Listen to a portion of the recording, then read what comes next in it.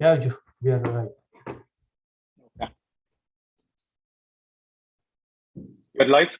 Yeah. Yep. Good evening and welcome to DCL PrimeTime. How come I'm hearing background noise? Might be due to the... I hear some... okay. I think I know what the problem is. Okay. Yep. Good evening and welcome to DCL PrimeTime. Our regular host, Partha Mehta, is running a couple of minutes late. And I believe Vamsi is also running late. So basically, it is Satya and me running the show today. So it looks like the guy who is sitting 10,000 miles away is still on time. But let's get started right away. We have an exciting show coming your way today. We have, 19 games to cover. And so I'll be keeping the color portion very short, or at least I'm planning to cover only 4 games with regards to color. And Satya is going to start off with covering the games initially, and then we're going to keep running through it. And then when Parthu comes in, he'll pick up where Satya left off. And then when KK comes in, he's going to kick off from where Satya left off, or where Parthu left off. So scrolling down the games, let's start with Pokeris versus Safaris. Obviously, this was an upset of sorts. But again, if you ask me, I personally did not think that this was an upset. But I'm going to let Satya cover the initial stages of this game.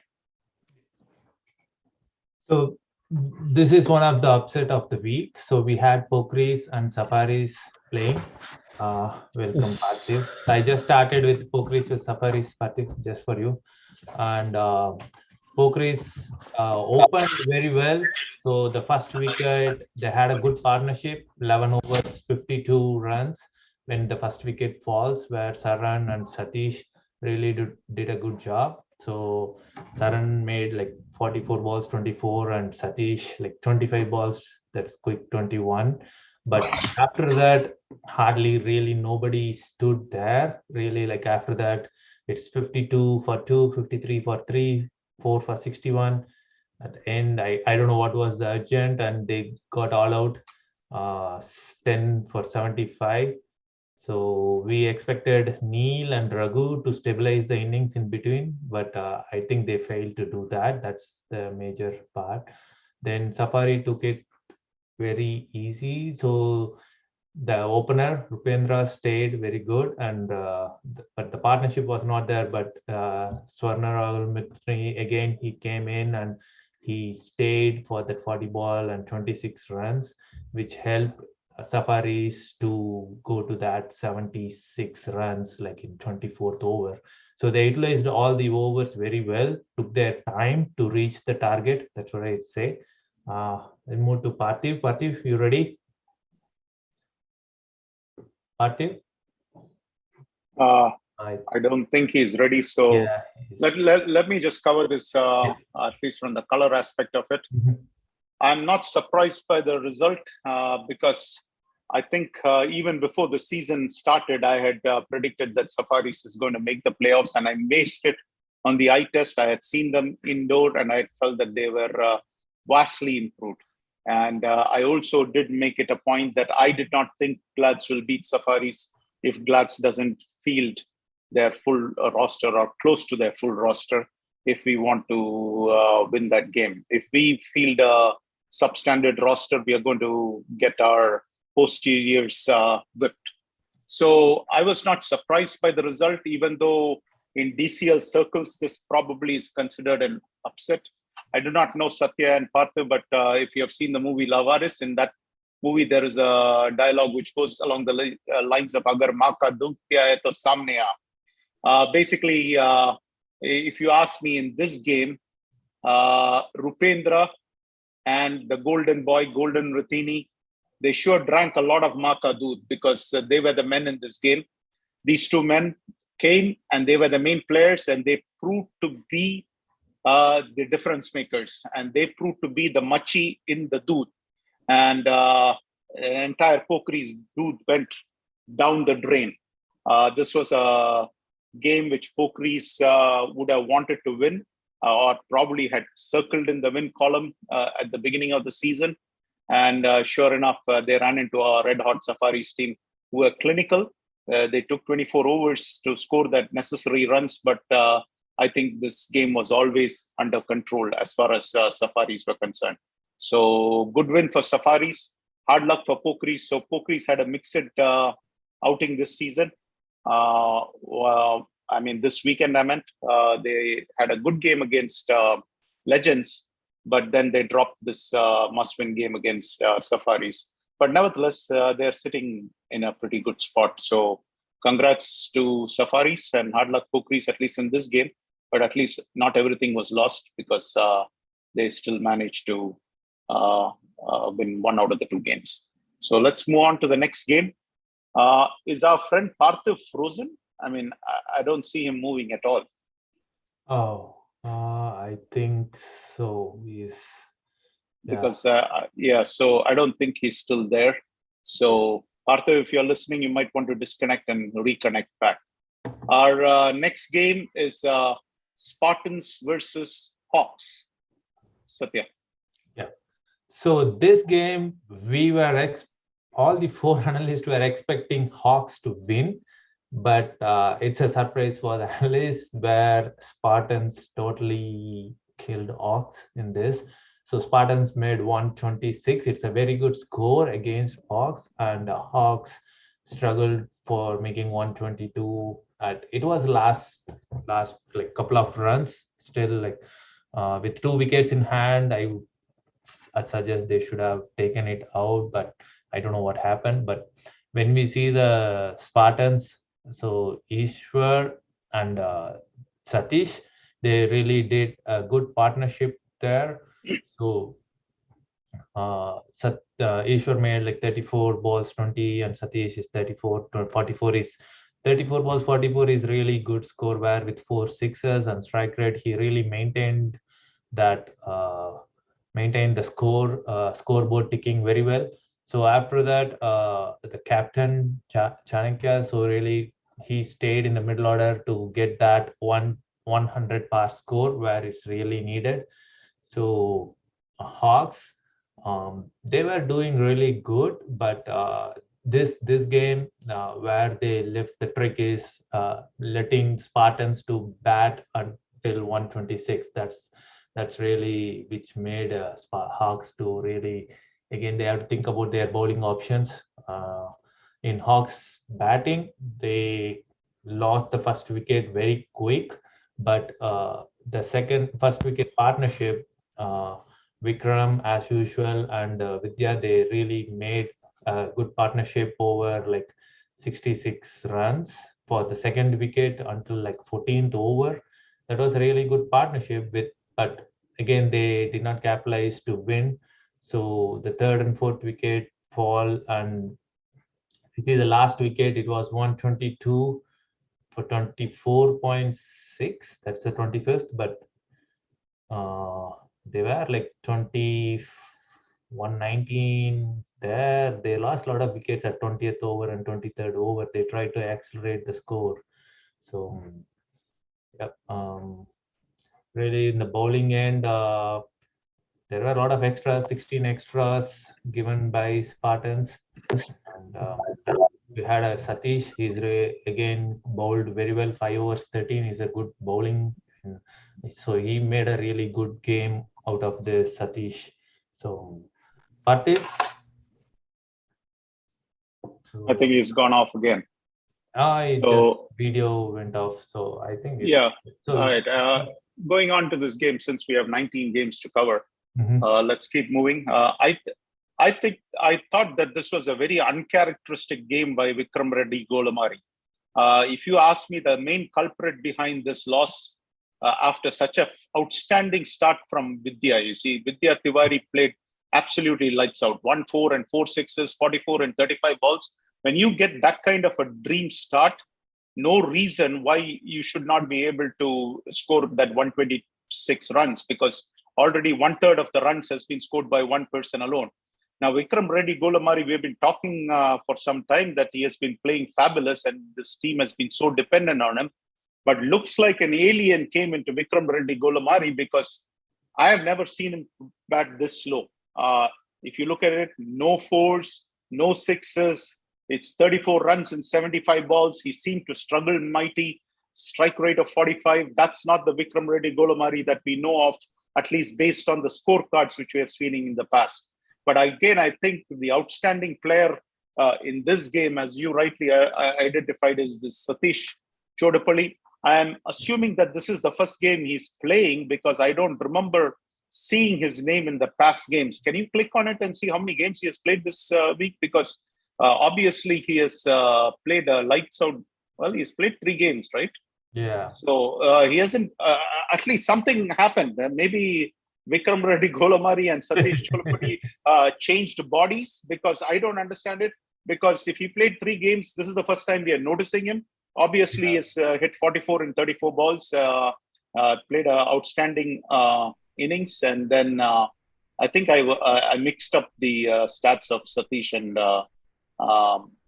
Vidya. But nevertheless, Vidya gave him an outstanding start. But going back to that game again, I think Satish Chodapalli took this game away. And if you look at his bowling stats also, it's a really outstanding bowling stat. So really, this was a game where he alone made this thing. Okay, Vidya also had similar stats. So Vidya and Satish basically cancelled each other. They both had 44, 45 runs in roughly the same amount of balls. But I think where Satish had one extra, this thing is 5 overs for 13 runs, not even a single wide or a no ball. So outstanding effort by him. Congrats to Spartans. Not all 4 of us predicted Hawks to win. But I can take this loss because this was a close game and it came down to the final over.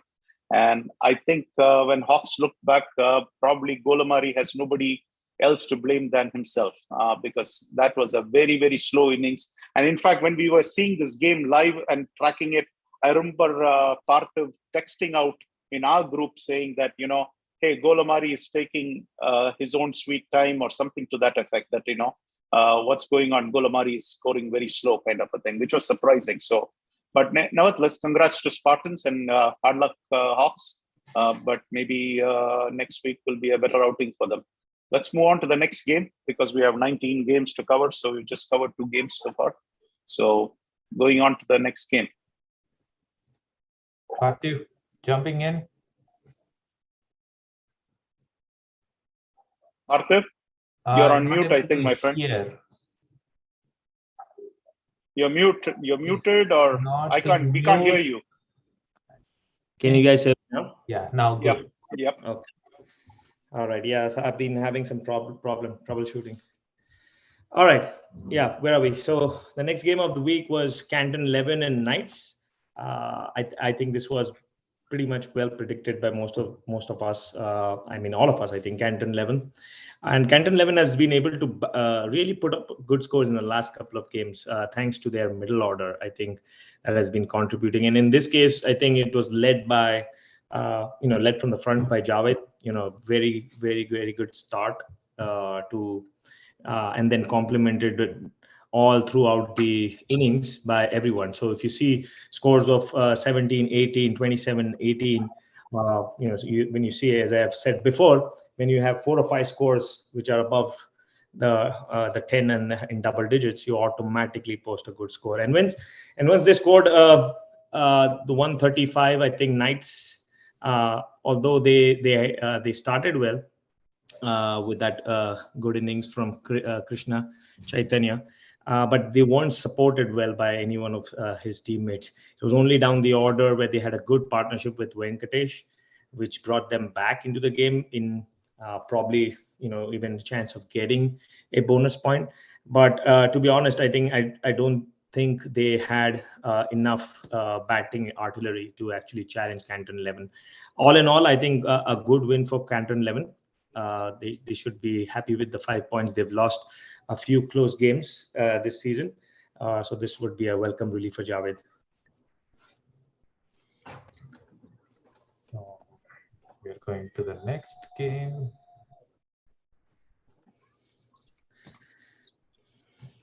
They tried Right. Yeah, I think Detroit Bachelors have been disappointing us ever since that famous victory which they had in the opening week, where we all sat back and started to notice this new team. they haven't really put up a good show. Apart from that one solitary win at the start, they have been not scoring well. And in this game too, batting first, a score of 73. And once you have a score of 60 or 70, you need exceptional bowling effort to back it up. And my Rangers, on the other hand, I thought batted poorly. They should have finished the game. They should have easily, scored the game. They lost a few wickets to many. Their top order collapsed, and then it was only the late middle order. Shravan had to step in, a captain's inning from him, stabilizing in the middle, remaining not out, and making sure the team reaches the finishing line. I felt like MI Rangers, coming back from COVID, this is the second game they had. The first game was a tough one against FCC, but this game, although they dropped the bonus point, or did they? I think they just no, they did drop the bonus point. Yes, 23.1. So they did drop the bonus point, but I think 4 points they would take that. Albeit, I think they would love to have 5 points. But MI Rangers this year hasn't been, on top of their game. I think we had all put them in playoff contention, but I don't think they've started that impressively. But still early days because they've just completed their second game. So we'll wait and see. Yeah, I agree with you, Parthav. I mean, in the sense that, this performance by the MI Rangers has been not up to par. They have grossly underperformed their caliber, or they have some very good players like Abhilash and a number Ifti and a number Anush and all those guys. And still, if you look at it, yes, it's too early, but you still expect them to get 5 points against Bachelors, you see. So not getting it tells me that they still haven't hit their top speed. But again, the good thing for them is they have played only 2 games, whereas quite a few teams have already played 5 games. So, but nevertheless, dropping unnecessary points doesn't make much sense. They already lost the first game by a big margin. So this was at least a step in the right direction, but hopefully they'll come back.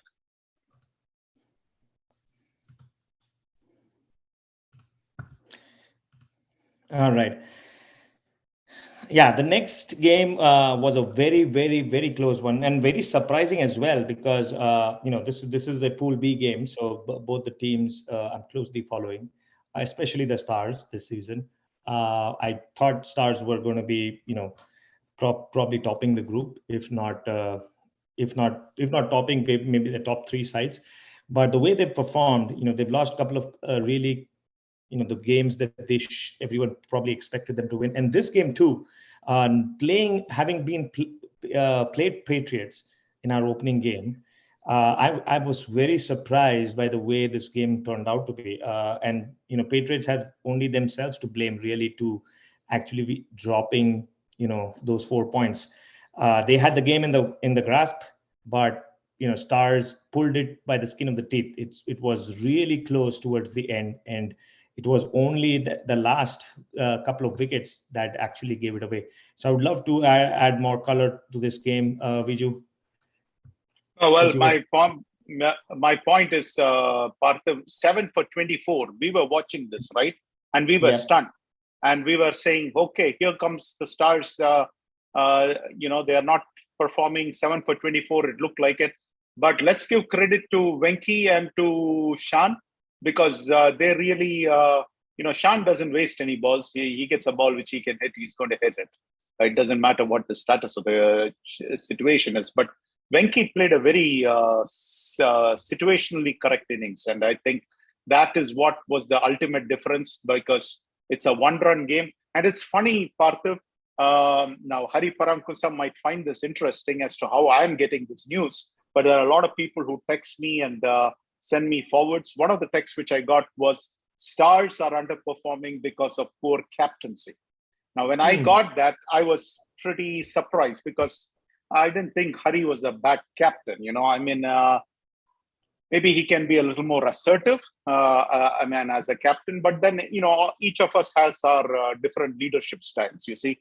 I have a very aggressive leadership style, and Parthav, you chat a lot as a skipper. But then there are Satya is the direct opposite of me. So in the sense that, each person has his own style. There is nothing which can say that one style is superior to the other style, except that, as a skipper, you're expected to make decisions which help the team win.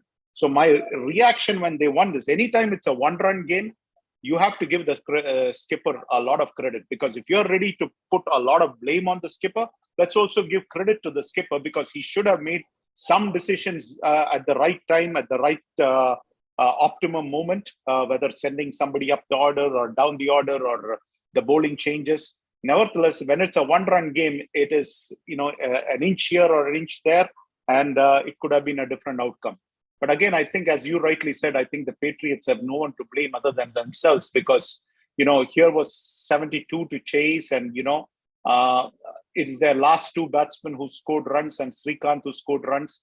But then the question is, what are these guys who are going at the top? What are they doing? They need to ask themselves the question, do we even deserve to go up the order if this is the kind of production which we are going to give the team? So that's something which they have to address. But this was a game they probably wanted to win at all costs. Srikanth tried his best. I mean, he stayed there. And finally, Ravi Teja got him clean bowled. But usually Srikanth is pretty aggressive. I have seen Srikanth when he hits and ball clean. But you can say that he patiently waited it out here. But this was a fantastic win for Stars.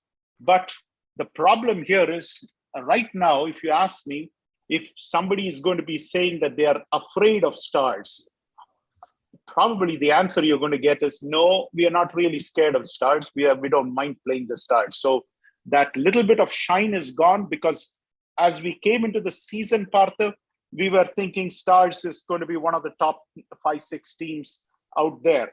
I don't think you can right now put them into that top echelon. You'll have to probably put them into the second echelon and say, or even maybe the third echelon. You get my point? Because there are some other teams who are playing some outstanding cricket, which we did not expect, but they are really playing lights out.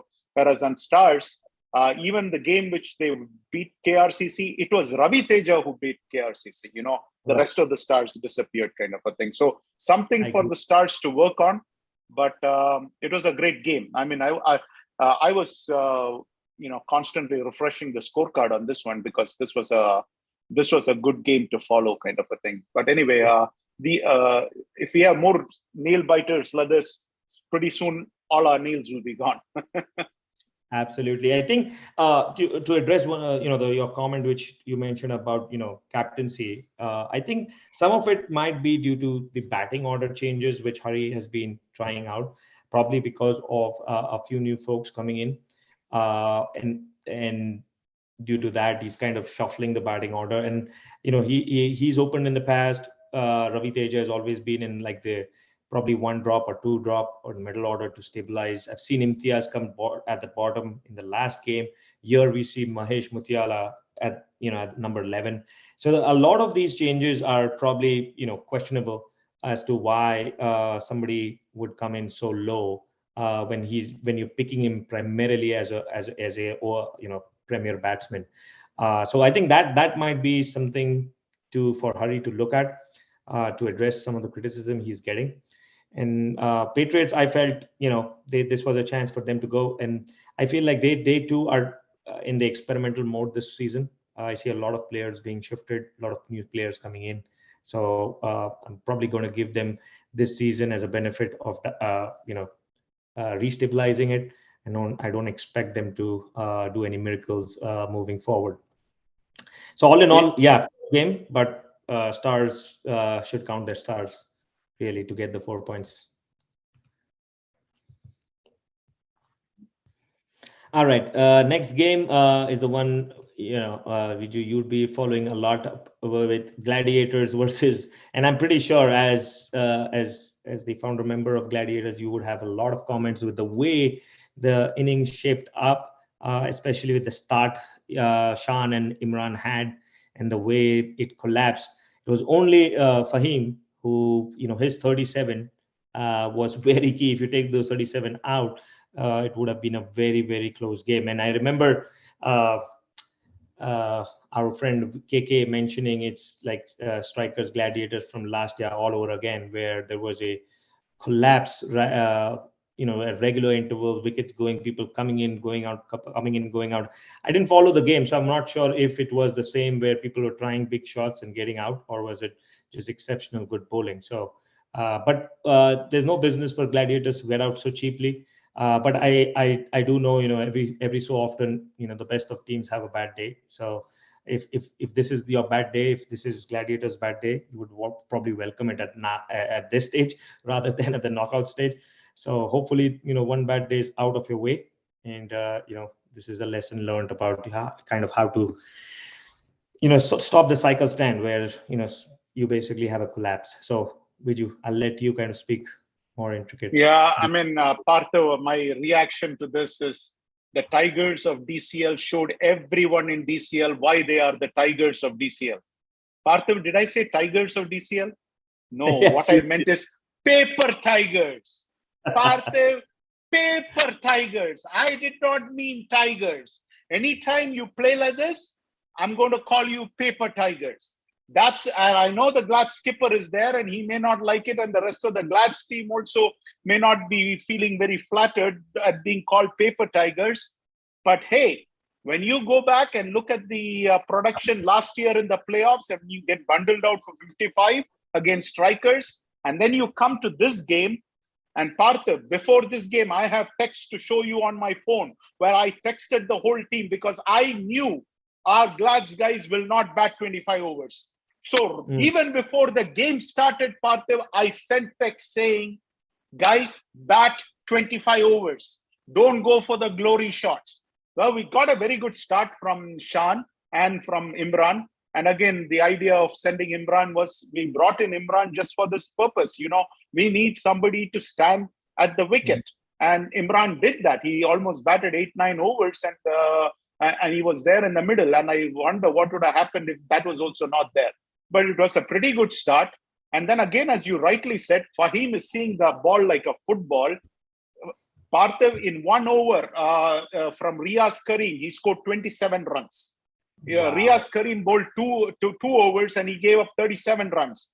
The second over, which Riaz Kareem bowled, it was 27 runs was conceded in that over. This guy is seeing the ball like a football. I mean, he can't put a shot down. And these shots are all clean, And so the thing is that if you take Fahim's innings out, I think Glad's rest of the performance, we would have seen another upset here. And sure enough, going into this game, you could see that I would say it is the inexperience of the Thunderbolts which cost them this win. They should have won this game. But here is the problem, Partha. They were counting, they had another game to go to.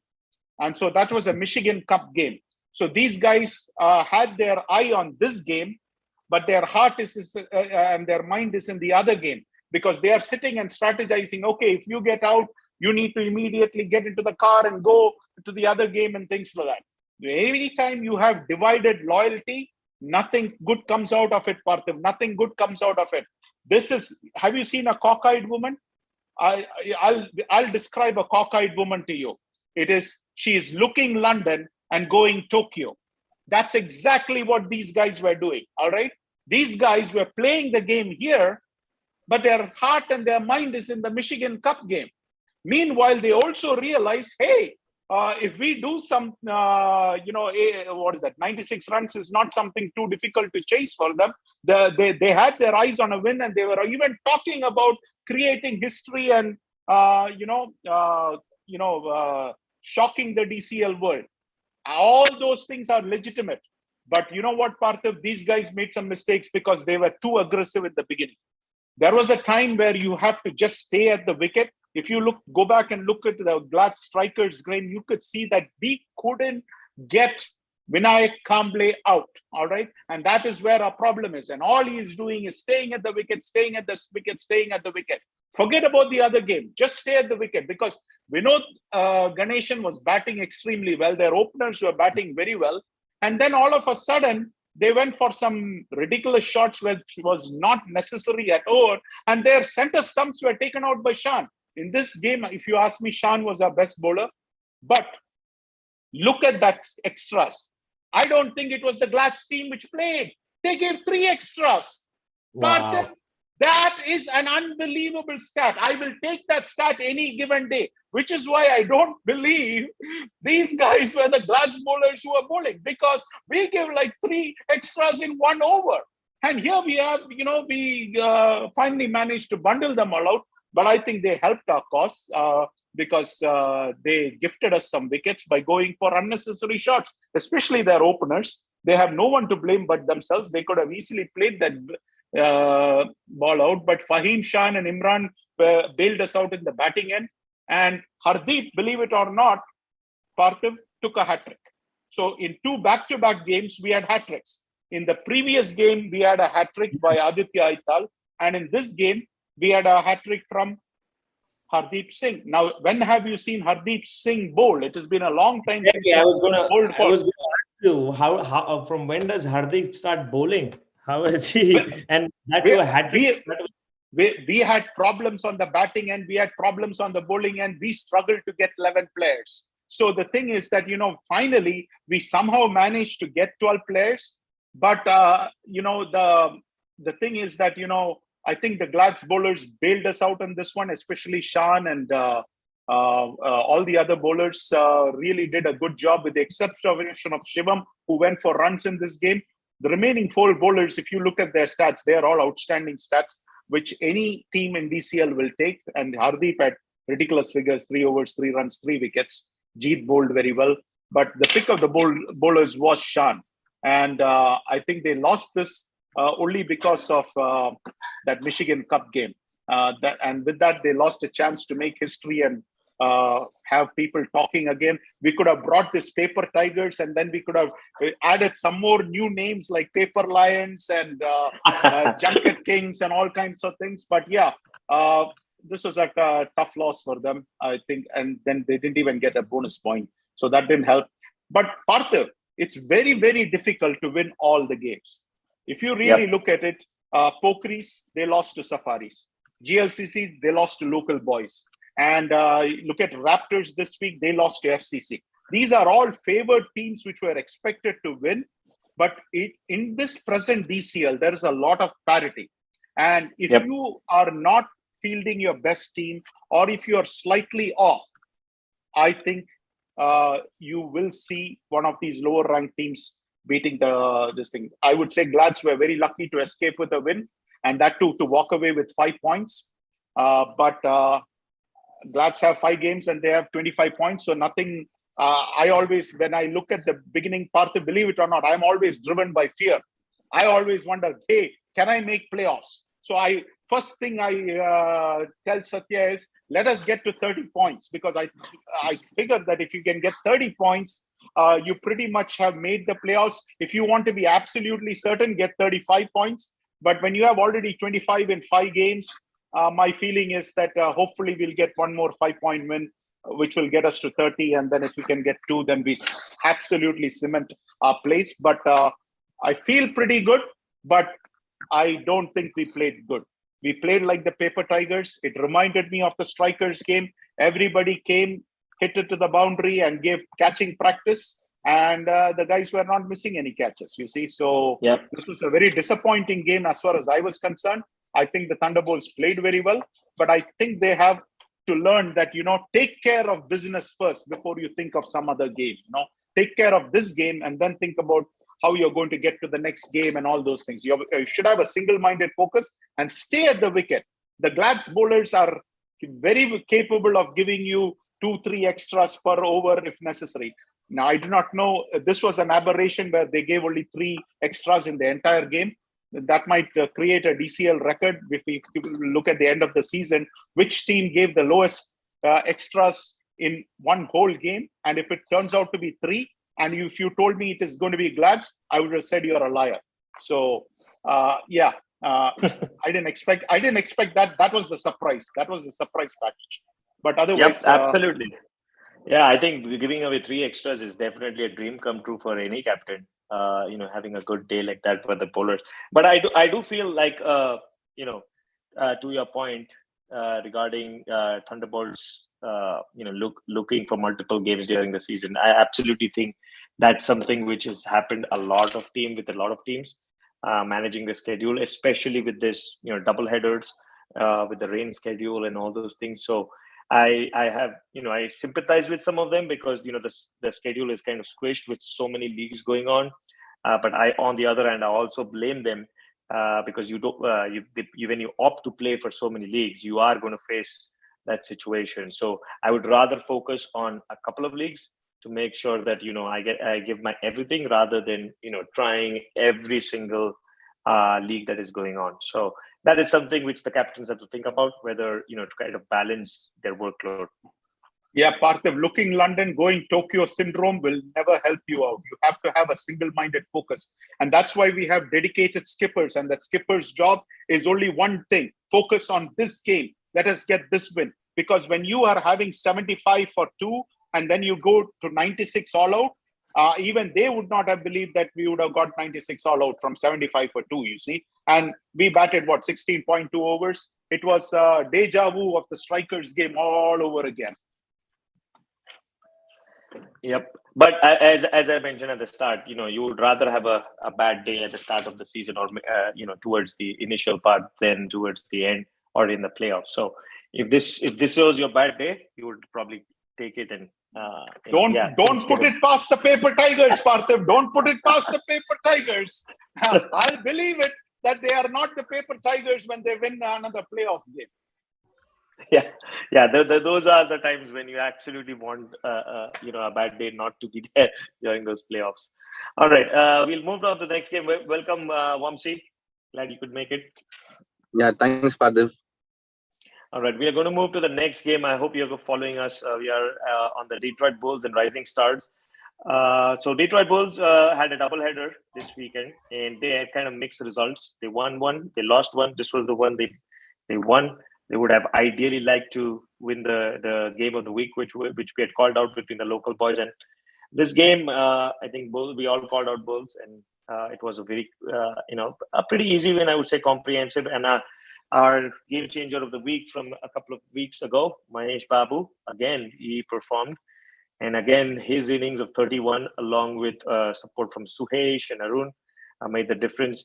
I think Rising Stars have themselves to blame, giving away 21 extras. Now, contrast that with Glads, we talked about giving 3 extras. When you give 21 extras in a score of 96, and when you yourself chase 67, that extras itself made all the difference in the game. So there's not much for Rising Stars to take credit from this game. I would say they pretty much need to do their drills, get the wides in order if they want to go ahead and register a win.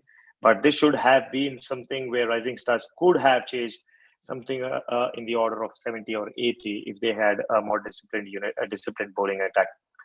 Over to you, Viju. Yeah, Parthiv, when I think of the movie Dil To Pagal Hai, one of the lines in that movie is Rahul, Naam To Suna Hoga, right? In this game, Well, the Rising Stars ran into Mahesh Babu Buluru. He was our guest last week. Well, he introduced himself to the Rising Stars. And the way he introduced himself to the Rising Stars was Buluru. Babu Buluru. Mahesh Babu Buluru. Naam to suna hi hoga. And then he played an outstanding innings, all right?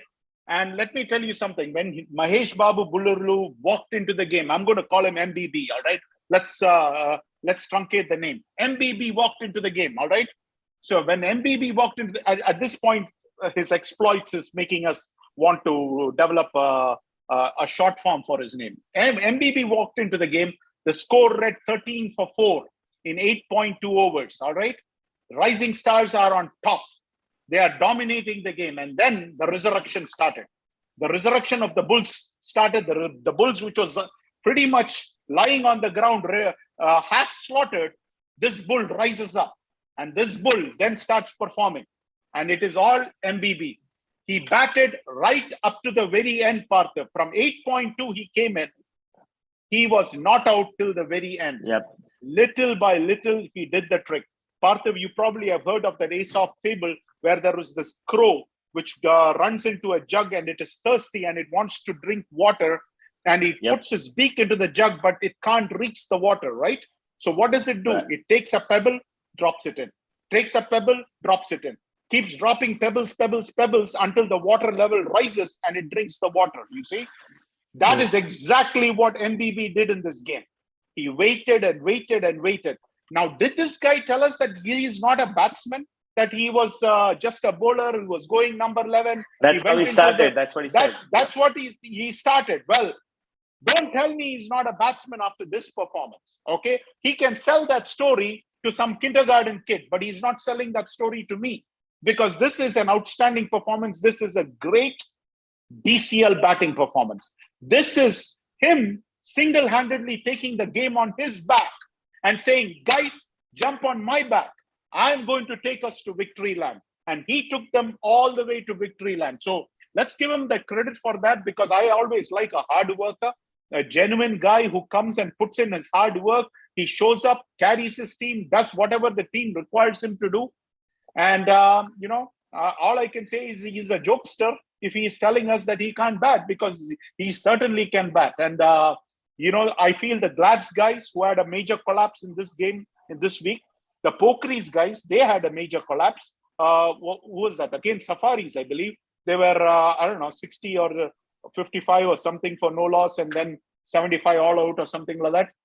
These two teams and all these other teams like Stars who are having batting collapses can learn and probably need to take a class from MBB as to how to stay at the wicket and make it count, because the moment he got to 98, they won the game. So congrats to MBB and the rest of the Bulls. It was a great win for them. But yeah, again, Parthiv, our pick of the showcase game of the week was absolutely spot on, because we felt that that was the best game. And sure enough, the local boys came and showed that in the biggest game, in the showcase game of the week, they came ready for that game. Because when we get to that game, you'll see that they really performed and put their best performance forward when all of DCL is watching the showcase game of the week. And probably if we have to knock MBB down, that's the only thing on which I can knock him down. But then again, he did say that he was having player shortage problems because they were playing back-to-back games. I think one on Saturday and one on Sunday kind of a thing. So, or maybe two games on the same day, whatever it was. But nevertheless, good performance in this game. In the other one, they came a tad bit short. I think, Vamsi, you can jump in starting from the next game. Sure, Viju. That works. All right. Vamsi, you're in car or you're driving? I'm not driving, Satya. I'm parked outside somewhere. Okay, then it's fine. All right. Yep, you don't want people driving. Yep. Well, all right. And then next game was a real, I would say this also was a real showcase game for local boys. Local boys had I'm sorry, for Stringers. And for Pool B, this basically another game which kind of, again, makes the equation really, really interesting, because local boys beat Detroit Bulls, Stingers beat local boys. I think Detroit Bulls beat Stingers. So it's getting a real complex around, especially, the second, third, fourth, fifth position, with Stars also losing their way in the last couple of weeks. So it's getting really interesting. In this game, a very, very astonishing performance by Stingers. The way they chase clinically 121 is really, for a new team like Stingers, was really outstanding, and should give credit to both Sujay and Raghvendra, the way they resurrected the innings from being 4 for 46 and 5 for 53, and taking the innings all the way till the end was really astonishing. The way they kind of batted and took the pressure, did the difficult part of sustaining the wicket pressure was just unbelievable how they played. And I felt Detroit Bulls probably lost some of the trick there. Local boys lost some of the trick there. I think they basically should have persisted with some of the bowlers who were bowling well. Those Suryanshu Patra, and you see Thani himself not completing the overs, and they had a couple of bowlers, like especially Arun, who was expensive but was carried along. So I think there could have been some of the things that they could look at, not experimenting too much in the bowling department. But as I mentioned, this match definitely puts the Pool B really in a mix as to who's going to topple whom.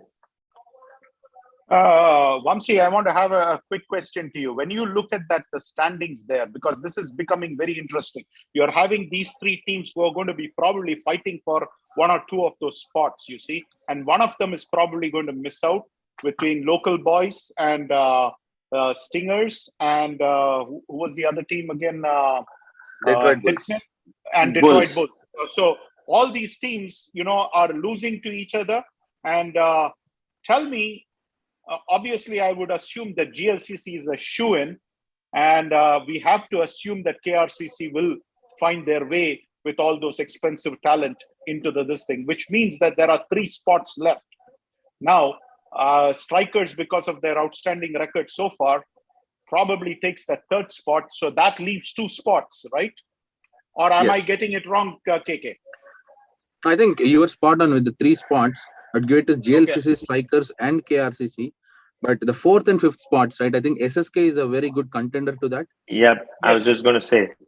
SSK is going to take that 4th spot is what I feel, because I think this year they are probably not going to wait for help from somebody else to get them into the playoffs, like Glads, hoping that Glads will finish off Miles, and that didn't happen. So this year, I believe Lingappan takes it into his hands and finishes the job right here in the pool itself, you see, and make sure that he gets in on his own merit and not because of help from anybody else, which means there is only 1 spot left.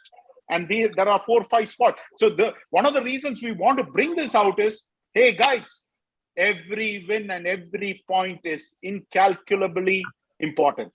Because I think last time when Thani came on the show, one of the things Thani said was, they go and have fun and things like that. But let's not lose sight of the prize. The prize is to make the playoffs. So every point is important, and I feel that there is only 1 spot which is really there for the taking, you see, and you would assume that Stars have a good edge there. You see, I'll be surprised if Stars don't make it. Yeah, I think next week we are playing Detroit Bulls, so that's going to be interesting. If Detroit Bulls cause an upset, that will shake up the pool even more. But I definitely thought, my guess of how the Pool B is shaping up is exactly how I thought at the start of the season, because some of these teams are really unpredictable.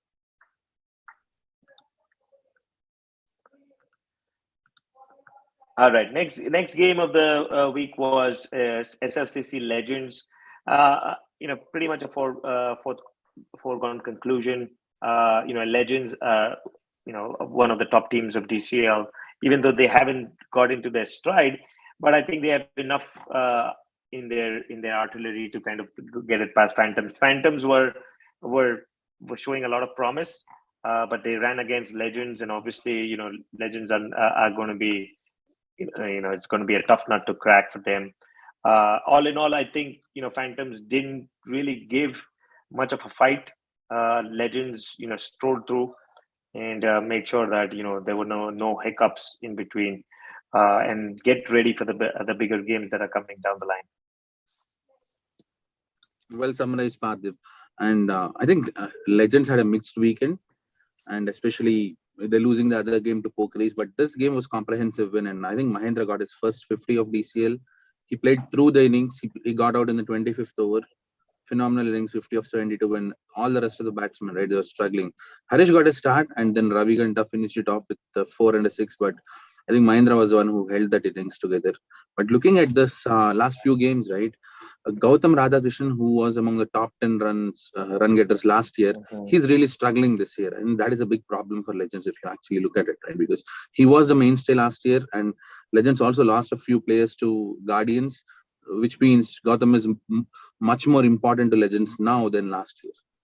And him losing form is actually impacting Legends. And in Phantoms, I mentioned that last week that Sri Harsha Nandipineni, he was striking at 300 in his previous games, and he still comes at number 10. Even in this game, he comes at number 10, scores 28 of 12 with those 3 sixes. In fact, I was looking at the overall stats. He has the best strike rate among all the batsmen who played this year. I think he should play a little up the order. By the way, KK, our good friend Satish Belamakunda is not there on any of these scorecards. What's happening? Is he injured or is he choosing not to play himself? Because I see him on the scorecard. I think he didn't. I think he played the game. He played. I saw one game where he was there on the field. So this game, did he play this game? Yeah, he bowled also. See, he bowled an over. Oh, okay, all right. Oh, 1 over 20 runs. Yeah. I guess he's the one. I guess I asked the question at the wrong time. My timing was off because I looked at the scorecard. I didn't see his name. So okay, where's his name on the batting scorecard? Oh, I'm looking at the Phantom scorecard. Oh, he did not bat. All right. But we know him mainly as a batsman. You see, he used to open the batting. So yeah, if he don't open, he will bowl, I think. Okay, well. See, a lot of batsmen are now trying to roll the arm, so it won't be surprising. I know, and it's happening many times. Maybe KK, he probably got inspiration from you. He probably said, man, if KK can go and pick up those wickets, I certainly can bowl better than KK, and I'm going to roll my arm. It's just that it didn't work out for him because it went for 20 runs. Yeah, in fact, one of my good friends sent a note to Nishant, a text to Nishant. He said, man, how come KK can bowl? If KK can bowl, anyone in Michigan can bowl. This is the exact text he sent to Nishant. Okay. Yeah, there are surprises galore. Hardeep got a hat trick, so that theory is proving true. Batsmen can bowl if given a chance. Yeah, but you know what, Parthiv, Hardeep used to bowl before. I don't know, the last 2-3 years, we kind of took him off from the bowling attack. But actually speaking, he has been bowling. Believe it or not, I played a Tana Cup, which we won. I had Hardeep and I had Taif and some of the FCC guys like Pana and a few other Teju and Tejas and things like that. And we won the Tana Cup twice, actually. And the thing is that we used to have Hardeep and I used to make Hardeep bowl 4 or 5 overs. But of course, the skipper was different, Parthiv. Now, the present skipper doesn't have too much confidence in Hardeep. When you have a lineup of so many stars. Parthiv, let me tell you something. This game, Satya Vimal was camping. Ronak U. Patel was the skipper, so that's why Hardeep bowled. Just kidding. He's already exhausted every time when he comes. He's playing so many games. Exactly. Hardeep? Yeah. I should mark the point at which this and send a copy of this video to Hardeep and say, hey, are you exhausted? The skipper says you are exhausted. Yeah, to be honest, I would preserve his energy for the big hitting that he does, because that's where he makes the most impact. if that's the case, where he doesn't want to bowl and preserve his energy. But yes, to your point, I had actually seen him bowl in the leather ball game, one of them, and he was pretty impressive. And I asked him, why don't you bowl in DCL? And he says, we've got too many good bowlers, better than me. So that's his excuse, at least. And I agree. When you have a lineup of bowlers who are like in and out, Shan, and your premier bowlers haven't even shown up for most of the game. So that might be, Hardeep might bowl in another team, I would guess, but maybe not in that. No, I asked him every game and he said that's okay. I said okay. Oh, all right. So I'm going to push him. Next time I meet him, I'm going to push him. I'm going to say. I think now that he got the hat trick, he probably will say that I should be bowling. So should be with the new ball. He'll probably ask. I have 2 bowlers, Fahim and Hardeep. I can use them. Actually, Parthiv, Fahim is a pretty good bowler. I mean, he's probably a secret weapon like KK. We only found out the other day that when he picked the 5 wickets, but I saw him bowl and I thought that he gives us something which most other teams do not give. So if I am Satya, I'm probably bowling Fahim more because he is not your regular medium pacer or a fast bowler. He gives you spin, and we don't have too many spinners on our team. I don't. So it's good to have a different option. Correct. Yep, I agree. If there's some variety, I would definitely agree. Giving him more chances. All right, next game should be was an easy one. Dark horses have been, the team which everyone has been rolling them over really easily. In this case, again, they lost the toss, which I feel that that basically was the first nail in the coffin. And then when MCC Miles started, and the way everyone took turns scoring 20s and 30s and putting up a massive score, which was always going to be difficult. That score of around 150 plus with the lineup which Dark Horses had is always going to be impossible for them. But MCC Miles would be glad they had some batting practice. They got a lot of people scoring 20s and 30s, as I mentioned. So they'll be happy to take that. They'll be that would be a good confidence booster. But Dark Horses again, not really putting up a fight. They haven't been able to really get anywhere close to putting up a fight.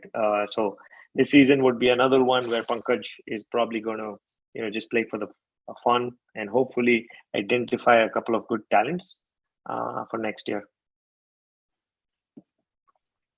Parthiv, I'll skip on this one. It was a one-sided game, so I'll skip on the color with 19 games to cover. I'll give it my time to Vamsi. I think MCC Miles played really well in this game. They were phenomenal. They scored in excess of 150 with a run rate more than 6, right? And Dark Horses has been having dismal year since last year. They didn't win a single game last year, and even this year, they were not doing any better. So, Parthiv, look at that 27 extras there. But yeah, that was from Miles. That was from Miles. From the 61. Yeah, out of the 61, that's a lot of extras. That's more than one run per over. You see.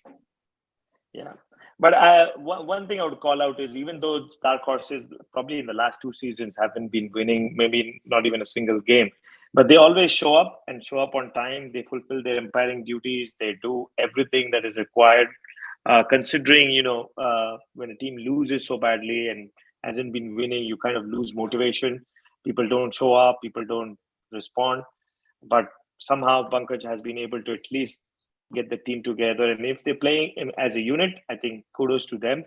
I just hope that they find winning ways and find talent where they can be competitive. So, but shout out to their motivation. Let me put this question to you two guys. Pankaj Watts, in my opinion, he's a great leader, but not necessarily a great team constructor because 2 different roles there. You see, constructing a team is different from leading a team and inspiring other people. I think he inspires opposition players as well as his own team by the way he conducts himself. I mean, I'm sitting here 10,000 miles away and I have a lot of respect for Pankaj Watts. Yep. But in terms of putting a product out there, all right, constructing a team and identifying talent and getting them to play, that's a different ball game altogether. So that's where I think he's probably wanting. All right. So let us give credit where credit is due. But somehow when you say, hey, they have not been winning any games for the last 2-3 years, probably that's where the constructor portion of it, that's where he's flunking the test. And I think I've asked him this question a number of times. I meet him during the DCL captains meet, during the game, and I ask him the same thing. Like, you basically in the wrong team. The talent you have, and some of the couple of players, you're not utilizing them by playing in a team that is, just basically fillers. And I think what he says is his motivation is just to have people.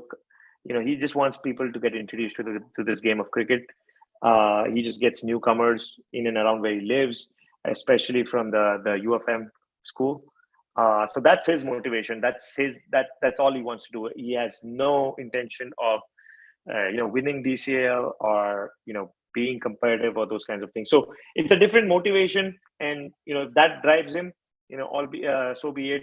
I'll probably give him hats off the way he motivated himself and uses this as a way to get people together. But as I said, it's great to see everyone also in this mission with him. Well said, Partha. All right, let's go to the next game. United Raptors. Yes, go ahead. Yeah, so the United Raptors, Motor City. I think this was pretty easy game to call, and it's good to see my old friend Pradeep Bota amongst the runs. I haven't seen him really come up, and we all know he's a big match player. Come playoffs, I think the Raptors will be relying on him a lot in his in the middle order. But good to see him amongst the runs. Raptors have always been a strong batting unit.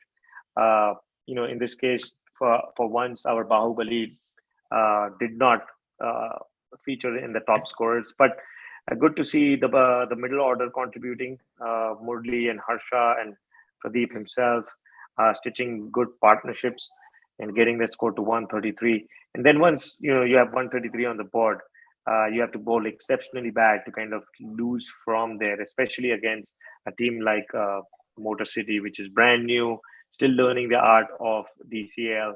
And Pradeep probably knew that once he got 133. He tried a lot of bowlers. You see there probably 8 bowlers being tried. Everyone just rolled their arm over, because once they had that score on the board, it was pretty much a foregone conclusion. Yeah, Partha, it's a one-sided game, so I'll skip it and hand over my time to Vamsi. Thank you, Viju. I think in this game, Raptors scored 133. It's not a big surprise to us. They take the new teams to cleaners, scoring in excess of 120s, 130s every game, right? Even in this game, I think Harsha and Pradeep Bota had a very good game. And Murali got a start, but again, Vignesh Bala, he scored a boundary and 21 extras. They ended up at 133. But in the bowling department, I know that Raptors were playing 4 games starting Saturday evening through Sunday evening. So in this game, when you say a lot of other bowlers actually rolled their arm, I think it was a good plan to actually preserve their main bowler's energy as well, right? And that is where you see 8 bowlers bowling. And when you're playing a new team, when you're in the driver's seat, when your run rate is so high up, yes, any skipper would love to do that and actually preserve his main resources for the upcoming games. Another bowler, another batsman who bowled, Pradeep Bota himself. He never bowls, and I know how he bowls because I've seen him in practice sessions, and we played a lot of cricket together. So if he can bowl and give away 3 overs, 8 runs, I think tide's definitely changing. Yep. All right.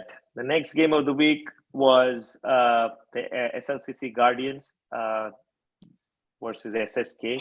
Now, this was a game which surprised me, to be honest, because I thought SLCC Guardians weren't a team that would give much of a run to SSK, but it went really to the wire, where SSK were struggling at one point of time, and it looked like the game was slipping, but somehow they were able to just in time get those runs, and I think the credit should be given to Yuvraj towards the end. I think his 10 runs, those vital 10 runs, made a lot of difference, especially when you're chasing and when you are 6 and 7 for 42. Those 10 runs, getting them just over the line made all the difference. But SLCC Guardians, to be honest, they should have scored more than 53.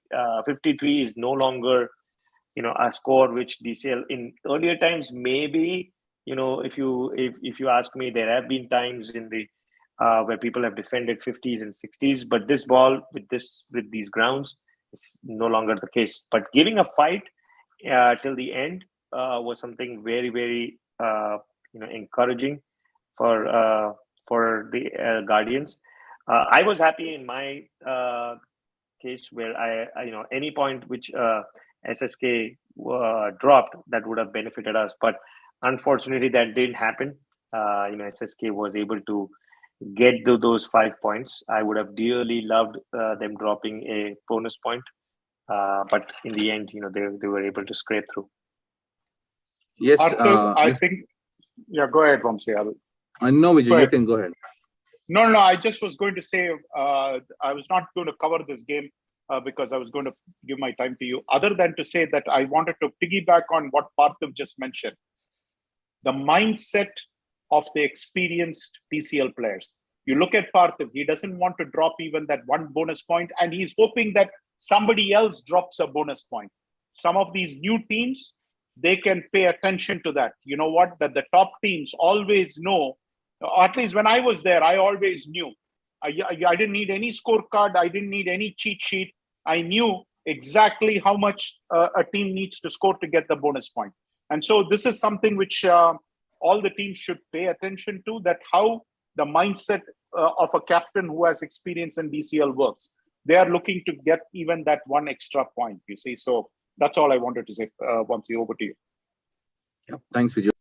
In this game, you see, SLCC Guardians made two radical changes, right? Pushing both their openers down the order, which is not expected because their openers have been giving them good starts. It's the middle order which has been failing, but in this game, Ravitej Pujari has been pushed to number 3, he fails. Sandeep Kohli has been pushed to number 7, and he is the not-out batsman. And the last game, I was mentioning after the last game that Ajay Sai Veerapaneni needs to come up the order because he is playing number 8 or number 9, but he opens in this game, gives a decent performance. But Sudha, the skipper, he has to bat up the order in case he wants to show the path forward for SLCC Guardians.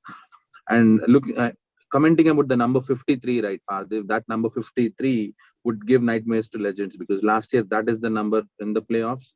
And again, the SLCC club Guardians, they wind up for 53, but I think their bowling was phenomenal to actually make a game out of 53.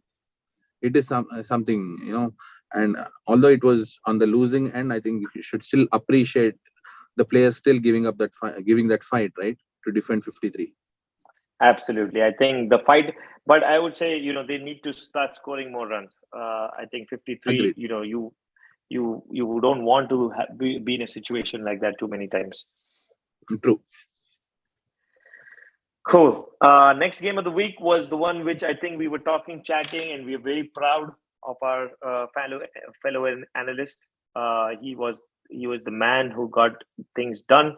I think quickly touching upon, I think I would love Vamsi to add a lot more color since he was in the meeting, since he was in the game. But it was apart from the obviously the stunning batting performance, I think it was also complemented by the bowling performance of Prabhu. I think he was instrumental in dismantling the top order for Raptors, which has been so productive. Gagan and Armendra are Bahubali. They are very destructive, and both of them, and I've seen both of them bat. Gagan and Armendra are big shot players. They basically come in and they play freely. They want to clear the boundary. So to get them cheaply, it basically that was a key moment. And even towards the end, I think he bowled brilliantly to come back and finish the game off. So his 4 wickets, I would say, along with Vamsi's innings, I think both of them were the highlights for FCC. But FCC, to be honest, great. I would say, as I've mentioned, when you see these scores, 20s and 10s and 15s, any captain would be very happy. That means the batting is clicking. People are finding the touch. You want them to continue long, but you take those 20s and 30s along the way, which pushes that score. And an ideal condition, just like how Vamsi and Bhuvan and Shashank finished, you want to finish with a flurry with those 100 plus and 200 plus strike rates, which gives that momentum to go into the bowling unit where the bowlers, the shoulders are up, they are ready to go, they're full of excitement to chase that big to defend that big total. So I think that was the template. Score the runs, get the momentum, go into the bowling with all the confidence, and I think FCC did pretty much spot on, an awesome day to be a captain and as a team to be winning against Raptors. So over to you, Vamsi. Let us know how did you about your innings and that's that over which you got those 3 sixes. So I'm not sure if we want him to speak, because sometimes it's difficult for you to praise your own innings. So let me do the favor for him, and then he can piggyback on it and add some additional details which we do not know. Plus, I have one question for him which I would like him to answer. Parthav, I think we already decided who the game changer of the week is, and the game changer of the week comes from this game, and it is none other than our fellow analyst Vamsi KK. If you look at it, Parthav, this FCC team was dead in the water. They were dead on arrival. They were 58 for 5 in 20.2 overs. All right. We are talking about less than 3 runs and over. You are not going to beat the likes of Gagan and Amarendra Nuwala with that kind of a score. All right. In walks KK. KK walks in with a batting pad on. So he has a bummed leg, injured leg. He's batting with a pad on. He walks with a pad on. And with gloves on. He reminded me of an NBA Finals when the New York Knicks were playing against Will Chamberlain and company. Will Chamberlain, if you do not know, is the only man in NBA history to have scored 100 points in one game. In NBA, he scored 100 points in one game, actually. Now, it was a Finals. It was Game 7. So the winner takes it all, right? And the Knicks captain had a broken leg and he can't play. But he had been battling Will Chamberlain all through the series. Now, the Knicks captain was not supposed to play that game. But in a show of tremendous heart, he walks out. The moment he walks out and takes the starting lineup, Will Chamberlain sees that and he loses all his calm. His game goes off. Now, the New York Knicks captain scored only 4 points in that game or something like that, but his presence made all the difference. New York Knicks then went on to win that Game 7 and the NBA championships with that. This game reminded me of that because when KK walked in, the score was 58 for 5 in 20.3.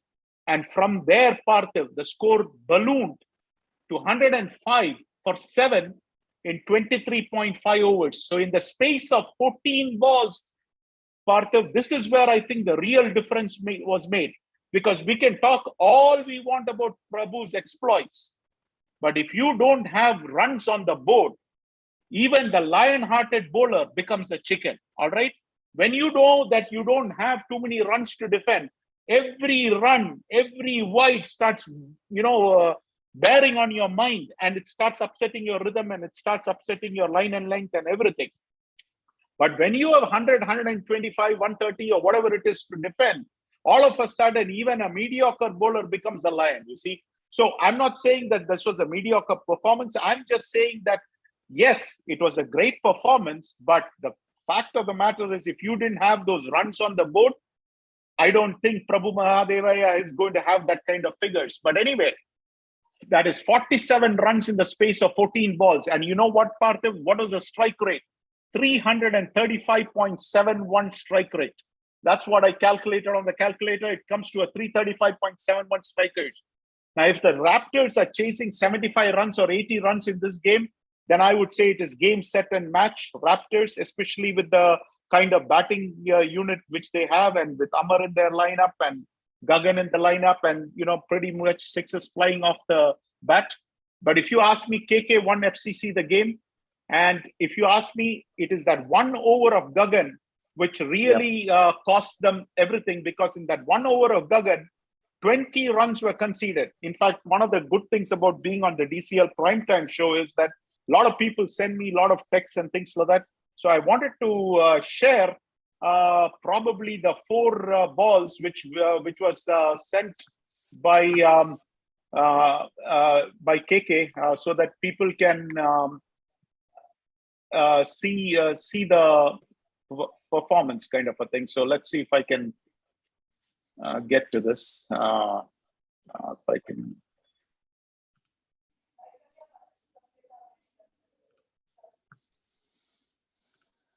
I believe it is at the 135 mark.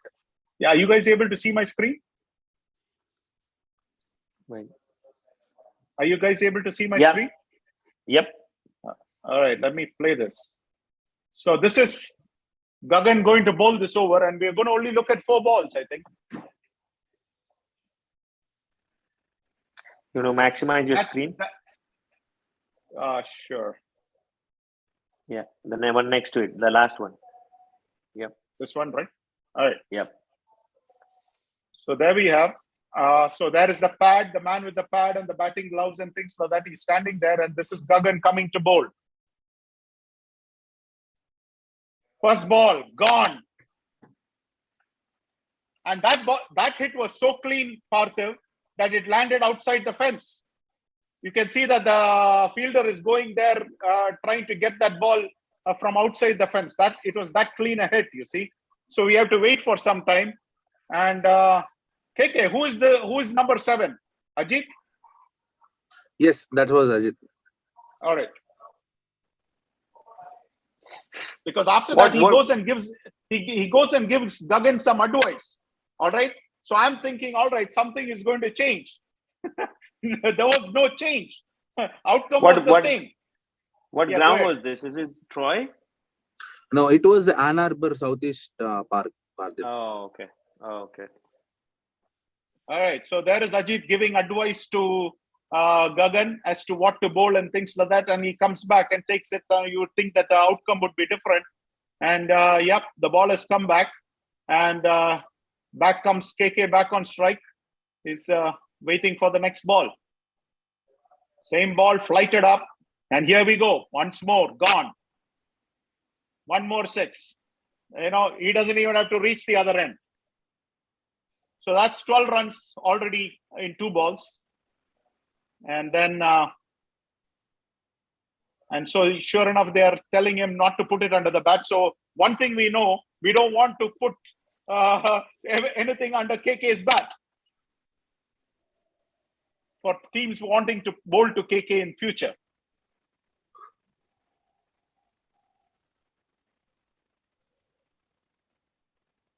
And here they made the big man run. And he did get 2 runs there. So that's 14 runs.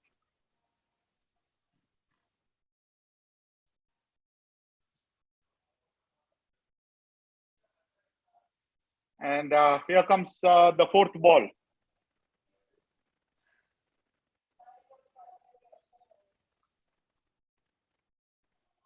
And there it goes, gone. That's so that's pretty much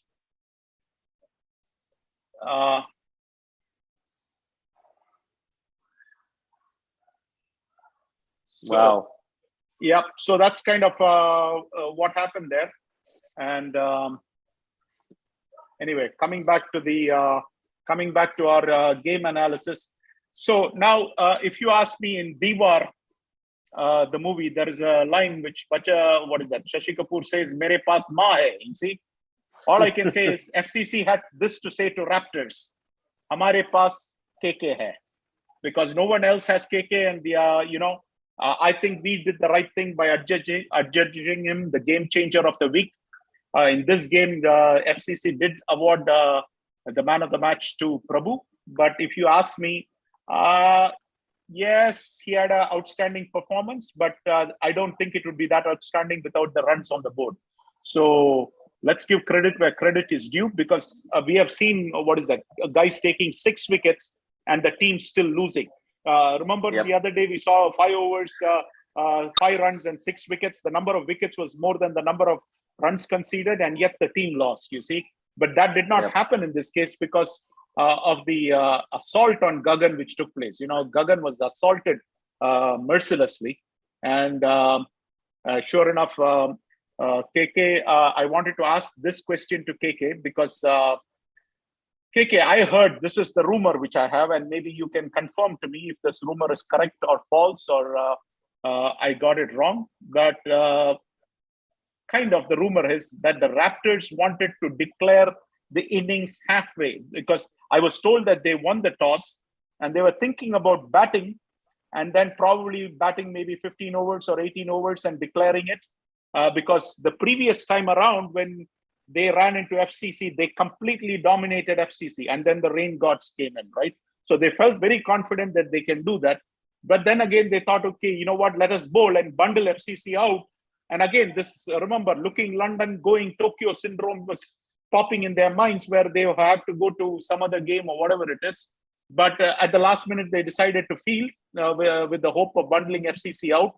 Well, they did not bundle FCC out. And sure enough, they scored all the runs. But I was reminded of an episode where a Bakri, you know, the Bakri is a goat and an ox. You see, the goat sees the ox working all the time and says, man, ox, you know, you're working all the time. What's going on here, you know? But let's see. What's going on here, you see? And then that the ox doesn't say anything. And then the Eid festival comes, and you know what happened to the Bakri? The Bakri became the Bakri. You see, on Eid got sacrificed on this thing. So what is the moral of the story? He who laughs last, laughs best. He who laughs last, laughs best. So KK, my question here is, FCC and their buddies were laughing, they were boozing, and they were dancing up a storm in the local pub. KK, did what I hear, is that something which you heard also? That is there any truth in what I heard about wanting to declare the innings and then deciding, you know what, we'll bundle these guys out in no time, and so you guys bat and we'll finish it off? But then it didn't work that way, because the moment you guys put 117 on the board, we saw that even if there is a slight drop off in performance, you're not going to escape the chopping block, and the Bakri became the Eidgah Bakri. Yeah, so Viju, even I heard the rumor, but it was on Sunday evening, and it had no bearing with how we went into the game, right? Because I told you after the previous game that me and Prabhu were having a conversation saying that we have found a very good batsman, Amit Gowda, right? And I also mentioned it on the previous week's show that FCC bowlers really bowled very well against Indus Thunders, reducing them to 63 for 6. But if we would have taken those additional catches that we dropped, we would have probably bundled Indus for 85 or 90. Right? And Raptors having that line of thought to probably declare after 12 overs, 15 overs, it doesn't surprise me, because last week we were 23 for 8, and a batting unit that has failed so miserably with no confidence coming into the next game, probably the opposition might take it. They might even fancy those chances, right? But what happens is, last game we did not have Teju, and this game walks in Teju, and see, this guy, he has not hit a 6 in the last 6 years, but in the first game he hits 4 sixes. So you'll be very much itching to go there and hit the big shots. You see the ball flighting up, you want to hit, but he was very, very patient. He played for 20 overs, he scored only 22, but he was the one who held the innings together, right? And then Nishant was the one who actually started the ramping up the score. He goes in, he tries for the big shots. He only got 6 runs, but the intent was there. And then Shashank went in, and then it was very difficult to play the spinners. He was trying to play the cross-batted shots, he was not getting it. But then after the 5th wicket fell, when I went in, me and Shashank had a brief conversation saying that, behind the wicket is the runners called. Let's not give any runouts, and let's try to score as much as possible, probably take it to 90, 95. But then an over of, I think, Ajit, it produced 11 runs, 5 twos on the trot and a single of the last ball. And the next over again produced 11 runs. We were already at 85. We had 2 overs. And, at the moment, I can say I'm just enjoying my cricket. I got few balls to hit. And frankly, I was very much surprised when I looked at the video, because the third 6 that I hit, I think that is one of the outrageous shots I have played in the last 3 or 4 years. It was an outrageous shot. There was that was a world-class shot, if you ask me. That was a fantastic shot, because he actually bowled a quicker one on that one, you see. And yes. So if you really watch the video very closely, you'll see that he bowls a quicker one with the hope that, that will be a dot ball, but it was mercilessly dispatched. And it was just with absolute disdain. I was reminded more like Viv Richards used to dispatch bowlers with absolute disdain. I mean, when he was on the top of his game, he didn't care who bowled to him. he would just walk around and smash them out of the park. So that was a great, that's a great performance. compliment. Yeah, that's a great compliment, Viju. Thank you. But going into this game, right, my previous 3 scores, be it any tournament, were 1-0 and 0. And then Nishant calls me the previous day and he says, I know you're enjoying your bowling, but please remember that I'm taking you into the team as a batsman. So I want you to score some runs. I mean, I don't care if you score 10, 15 or 5, but try to score some runs. Okay. That was the discussion, right? But in the game, I think Prabhu was the one who held the innings together again along with Teju. He batted for about, I think, 10 to 12 overs. And when it comes to bowling, he was very clear where he wanted to bowl. Last game, he almost got Bangera, but the catches were dropped. Even in this game, he had a very clear-cut plan where he wanted to bowl. What is the length he wanted to bowl to Amar, and then he got Amar, and then we got Gagan Singh. But Raptors, right? I think they were in a rush to go to their leather ball game as well. So their batting order has changed. I have not seen this batting order in the previous game, but in this game, their number 8 comes number 3. Sai Manoj comes at number 5. So I think that is also one of the reasons why Raptors lost this game. Guys, 6 more games to cover. Already we are 9:30. Venkat.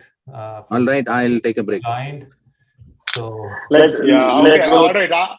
All right, Parthiv, I'm taking a break for the rest of the games. I'm done. We have our SGOW there. So yeah, we've gone through some of the games which are one-sided. Yeah, this was one of the ones which are one-sided. Easy win for KRCC. Parthiv, we are echoing. Oh. This always happens. How about now? Better? No. Is it better now? It's a little better. Okay. Yeah, so I was going to say, very easy game for KRCC. I think a mixed weekend for Stingers. They beat local boys, but against KRCC, they were bundled out. At KRCC, just basically, I think before even the first swings break was made, they finished the game off for 4.5 overs to score the 50 runs. Same as Bharadwaj. I don't know what Stingers must be feeling at what hit them. 45 runs in 19 balls, completely demolished whatever little hope that Stingers had. So KRCC, I mean, that's a habit they've been forming. They're demolishing teams, winning it easily, but they have also been losing some of the games in which they should be performing well. The next game is our showcase. Was the showcase game of the week? This lived up, as Viju said, it lived up to its billing. Both the teams gave it all, and when you see a game going up to the last over, almost 50 overs, and the team winning by 2 wickets, that is definitely been the showcase game of the week. Both teams gave it their all. Detroit Bulls, I think they were a little short from what they should have with the start they had. I think the reason why they reached 98 was because of the late order between Arun, between Sandeep and Suhas. I think they had those crucial runs. Otherwise, they would have been struggling at around 80 or 90. But with the start they had, they should have scored much more than 98. And on the other hand, local boys, I think they are playing just like how we had mentioned on the show last week. They've been playing some really good carefree cricket, and I think yes, they need to be aware of the table. They need to be aware of the teams around them. But I think what's working for them is this brand of carefree cricket where they're going, enjoying themselves. They're not really intimidated by the teams, probably because this is their first year. They know very little teams, they know very little players. So really, they probably don't give respect to the players, but more to the ball, to what is being offered to them, and that's working for them. Some of the brand of cricket that I'm seeing from them, beating GLCC, beating Detroit Bulls, is definitely working for them. So I would say whatever is working for them, they should continue. They should continue playing in the same manner. And a great win for local boys. Beating Detroit Bulls again. Another twist in Pool B with this result. Parthiv, I'll let us move on. All right, Spartans in the Thunders. This was a game which, unfortunately, the umpires didn't show up, so the teams had to kind of do their own umpiring. Unfortunate incident. Every once in a while happens because of lack of communication. But the team not sending umpires has been duly fined. This game, I would say, we all expected Thunders to, easily win it. I guess they lost a few wickets, too many, 6 wickets. If you look at the scoreboard, it looks like, it was a close game. But to be honest, with the likes of Bangera, with the likes of Chetan still in the ranks, I think this was always going to be an easy victory.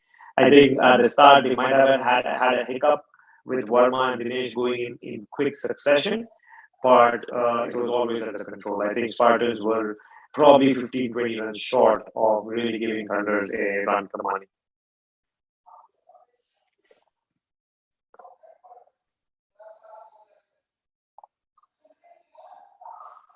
All right, next game of the week, another high-scoring game, another game between two unknown teams, two brand new teams in DCL, Motor City and Knights.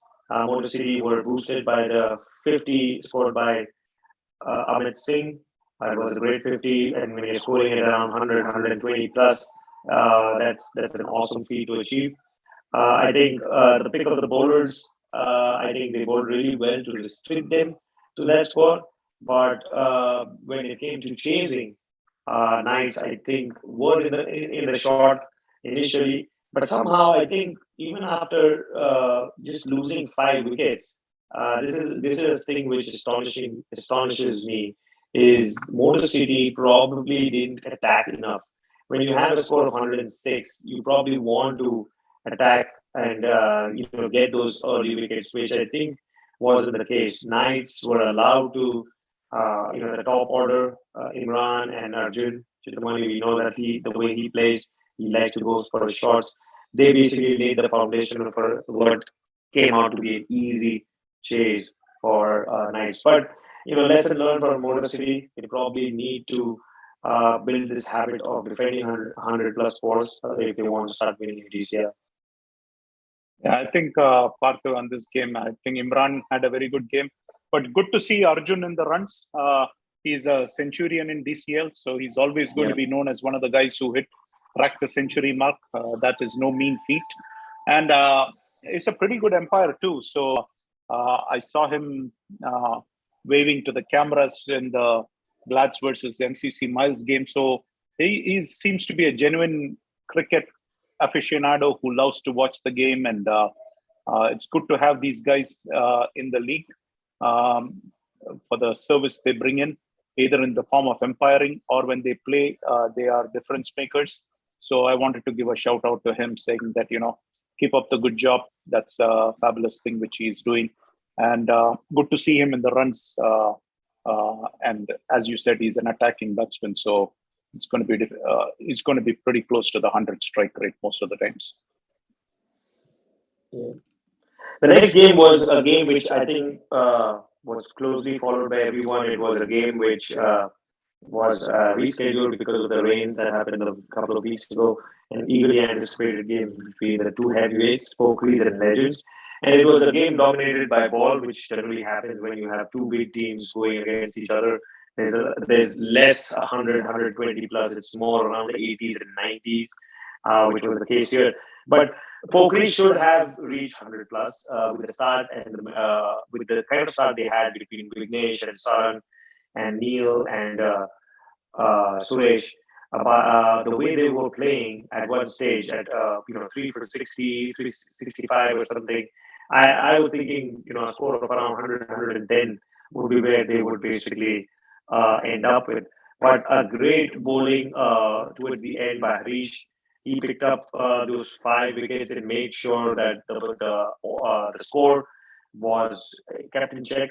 At 85, I thought it was going to be anybody's game, and it was pretty much anybody's game until until Ravi decided to, he had different plans. Ravi, another very underrated bowler. He doesn't show. He doesn't. I don't think we talk about him. Just like I think the likes of Satish Gawa, likes of Samish, likes of Ravi. They are always constantly in the mix of wickets. I've seen Ravi probably feature in the top, if not top 5, probably top 10 wicket takers in a lot of the seasons. And here too, his exceptional figures, 4 overs, 1 win, 6 for 4, basically broke the legend's backbone, and equally supported well by Saran and Prasanna.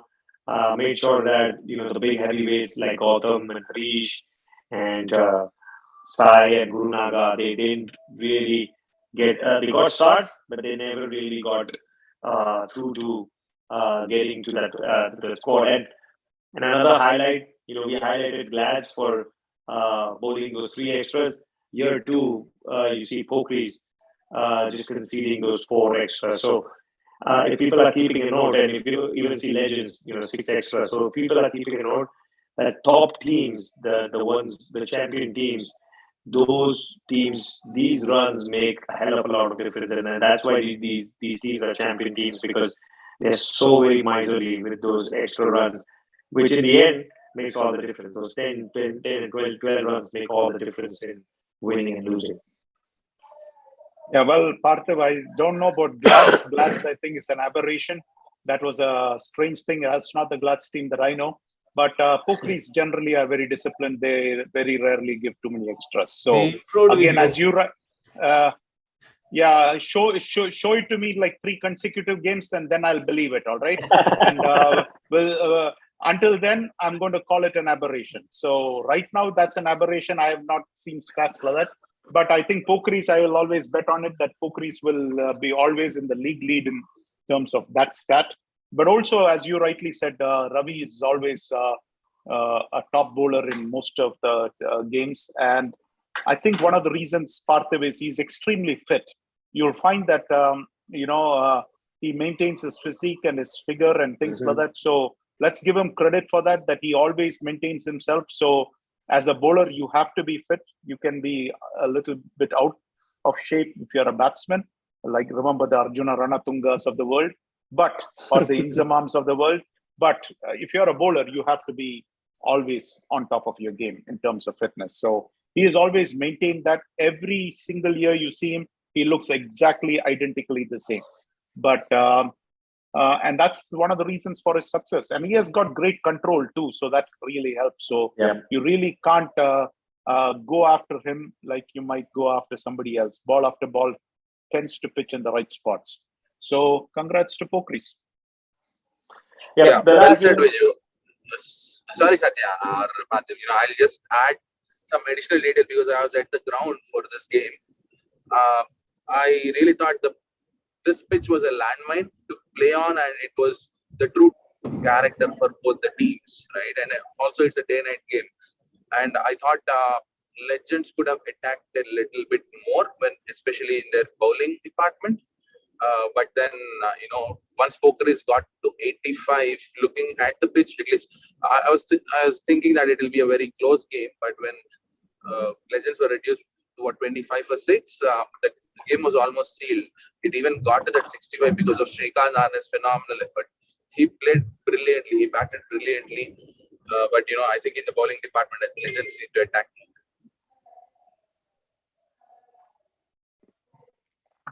Yeah, and our last game of the week was Detroit Titans Safaris. I think this was another contest which was, anticipated to be much more closer, especially with Safaris really pulling up their socks this season and really putting up really good performances week after week. And it was on the other hand, Detroit Titans had just started finding winning ways. And I'm glad to see Satish finally getting a stable batting order. I think him coming at 4 and Vihar at 5, I think this is the ideal batting order which I would like to have seen going into the season, because I think it gives that backbone, that spine to the Detroit Titans batting lineup. Because between Satish, Vihar, Sahesh, and Saurabh, I think they have that experience playing in DCL, playing in so many other leagues. I think they can control, depending on how the openers start between Amrit and Adil, they can control the innings, and that's exactly what they did. Safari had a great start with the ball, but Satish and Vihar and Sahesh, they basically made sure initially Satish and Vihar stitched that partnership, both going at at a good rate, and then Sahesh kind of providing that finishing touch with those four massive sixes, getting those quick 30 runs, and which made that much harder for Safaris to be in the contest. So once they had 132 on the board, again they were all pumped up, and Safaris probably didn't were feeling low. They had a pretty good start, but weren't able to kind of get any momentum going. The 11s, 12s, 13s didn't get converted to the 20s and 30s. No, there wasn't anyone who put their hand up. Surprising to see, that Rahul was sent up the order. I don't think he is generally opens, but that's something which probably by the nature of how many runs they wanted. They wanted a quick start, and that really didn't plan out. I think lesson from this for Safaris is they need at least two or three players to actually play those big innings and not just throw their wickets after getting settled in. Those 11s and 14s and 13s need to be more around the 30s. At least a couple of them should have been around the 30s. I think part of it, I think where they lost the game was on the bowling end, because that's what they have been doing pretty good. And I think when they conceded 130, that's where the problem began. And I think with regards to Swarna Rahul opening the batting, I think it is completely dictated, and I actually support it, because he is their best batsman, and they had to send him opening, because if you want 132, then definitely you can't be falling too much behind. So I think the game circumstances dictated that, and we have Venkat on the thing, and I'm sure it's a question which you can ask him.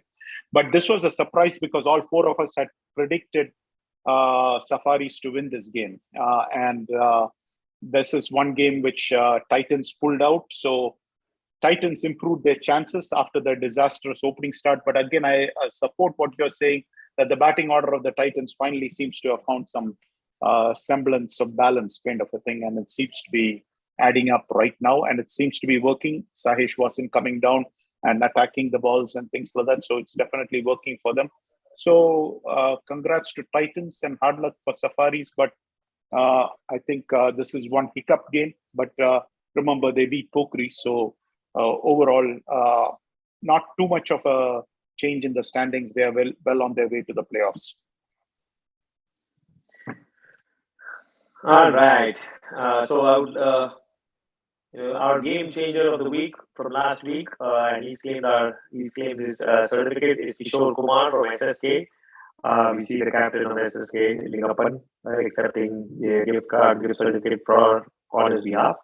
And this week, the game changer of the week is our own Vamsi Krishnan from FCC for his stupendous innings, the game changer, his innings against the Raptors. So congrats, Vamsi, and you know what to do. So I'm not going to. Yes, I claim it, Parthiv. Parthiv, he already claimed it even before you officially announced it. You see.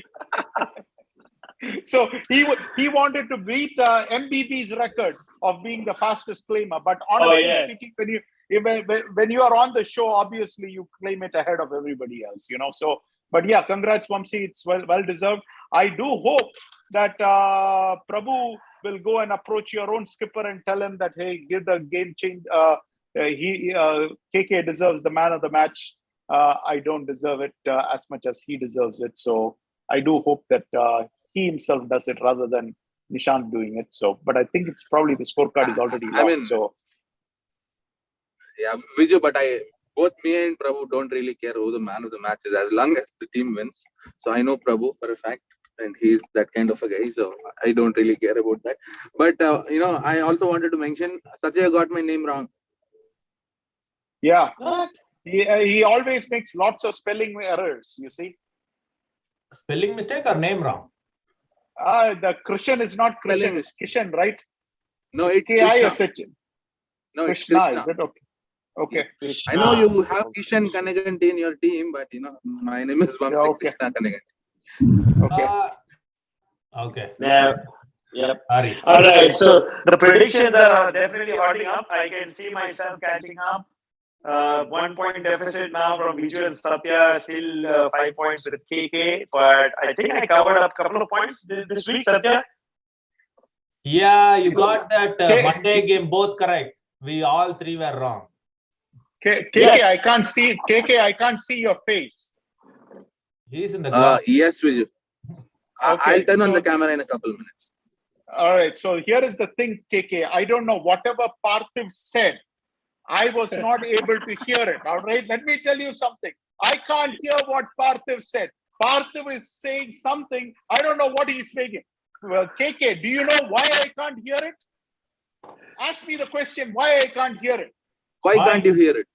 Well, here is the reason, KK. I have 2 championship rings, and those championship rings are clogging my ear. All right, those 2 championship rings are clogging my ear. All right, so You can't bring that up in this. whatever Parthiv is saying, I have no idea what he's saying. I can only hear his face or his mouth moving, but I really can't hear it because the championship rings are clogging my ear. So let's go on. Anyway, it's I like to make it interesting. Guys, most of the games we all predicted same except the showcase game. So I'll just go quick on these games. So Michigan Rangers with United Raptors. It's obvious Raptors for everyone. So, and also the next game is Canton 11 versus FCC. So after the FCC knock, so everybody moved to FCC. So KK, make sure you win this game. So we are all fair weather friends. The moment we see, this is like stock market, buy, everybody starts buying. And when they start selling, everybody is making the exit to the exit door, sell it as fast as before the other guy can sell, So this is the same case here. So I hope everybody plays that game. Okay. So Agni versus Thunders, no changes. If Thunders always they take. So Thunders may give some upset sometime, but we have to be careful. So Sterling Strikers was Detroit Basha. It's Sterling Strikers who is experienced. This is like brother and sister playing together, right? Yeah. They are former teammates. Well, I guess they'll be sharing a lot of biryanis together. So it'll be a biryani festival there. Mostly I'll be umpiring, so I might have some. So. Okay. Nice. So Rising Star SSK. So it's SSK is going to be the favorite. Rising Stars will have to prove themselves on their winnings. And the next game, Stars GLCC. This might be one interesting, but seeing Stars, everybody jump to GLCC, and GLCC really performing well in this season. Yep.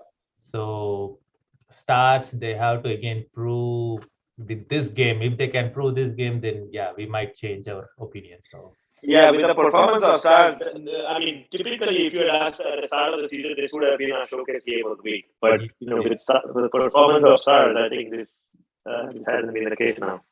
So KRCC Hitman, it's obvious. KRCC, I think every They've been demolishing everyone. Everybody shows up. If not, it could be an upset. So note it down. So we don't know. Oni, Ziban, Ryan, and Munid, everybody should show up for this game. I mean, I still don't think they need all the weapons. I also don't think they need everybody. They just need 2 or 3 of those guys. They can pull it out even with 2 or 3 of them. They need Oni. Oni is key. There's nobody like Oni in the league. So all the other bowlers they have is not even in the same category as Oni.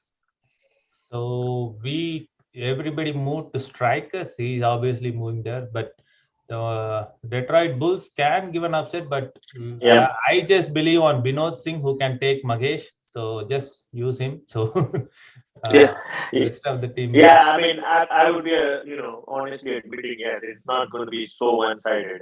Detroit Bulls have a lot of respect for the team, and we are going to take it very seriously. Yeah, it's going to be Binod mostly. So. I don't think it's going to be one-sided, and I won't be surprised if you see an upset also. So absolutely, I'm giving the game to strikers, but I think this game will be decided on the field. We'll see what happens. So the next game, Detroit Titans, Phantoms. The way Titans playing now, everybody jumps on Titans. Yep. Dhairya, Dynamites. Oh, finally, Dynamite's got a 4-0 vote, is it? Yes. And I hope they live up to this expectation. I hope this is their first win of the season. Vijay, if he's listening, you have to make sure he wins. So. And Triox, Dark Horses. Triox is because 4-0, they have to win this, and Dark Horses is 4-0. Like the other way 4-0. So yeah. So this is showcase game where 3 of them had Miles and I had Safaris. So wow, breaking. So. Nice. Yeah. With that said, let's welcome our guest, the spokesperson from both the teams, Venkat Kolla from Safaris. Welcome, Venkat. And Sanjay from MCC Miles. Welcome, Sanjay. Thanks for attending our show. As you can see, we've had the MCC Miles Safari game and the showcase game of the week, which means that we're looking forward for a really even contest between the two teams. And we have our analysts, so we're going to ask you a few questions, and this will be your opportunity, your stage to highlight some of the players that make up the team, make up the stars of the team, and some of the new faces which you have this year, and what's working, not working this season. So, the first question I have is probably for Venkat. Venkat, we are all talking great things about Safaris this season. You guys have definitely moved a notch up, a level up from where probably the last 2 seasons were. Tell us about what's this new look Safaris? What's the secret behind it? Yeah. First of all, thanks for inviting me to the show. I was supposed to join a few weeks back, but I didn't get a chance to join. So this time I got a chance to join. Thanks for inviting me. And regarding the team thing, it's a reset what we did it in the last season. And then once we did that reset, we identified the players that can help us to move to the next stage. And then we worked on team synchronization. Where over the last winter tournament, Colors Trophy, and all the tournaments, generally Safaris never played any of those tournaments. So this is the first season where we played every tournament that was there, like Colors Trophy, Winter Trophy, and then Spring Cup, where we make sure to work on the team synchronization. Everyone knows each one much better. That is what exactly improved the team, and that is what it is showing up right now. Awesome. Yeah, I mean, Safaris is probably the most talked about team in our show, and your golden boy Murtini is probably the one we talk about a lot last season as well.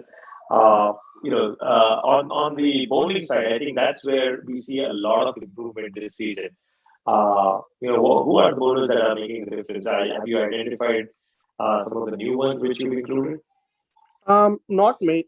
If you see our bowling lineup, the 3 or 4 main bowlers are still playing with us from last season. But there is one other bowler, Uday. He's a really good player, but and a good finisher for us. We are missing him this season. He got injured during the Colors Trophy, and he's out for a year with an ankle injury. So we miss him. But we got we got 2 more new additions in terms of the bowling department. So with that one, total 5 strong bowlers which we have it to bowl in any of our games. So that is where exactly our main strength is mainly the bowling. That is what I see as part of my when I look into my team. So I got all those 5 bowlers who can bowl on any given day their full complete quota and give me that thing what exactly I'm looking for from them. Awesome. All right. My next question is probably for Sanjay.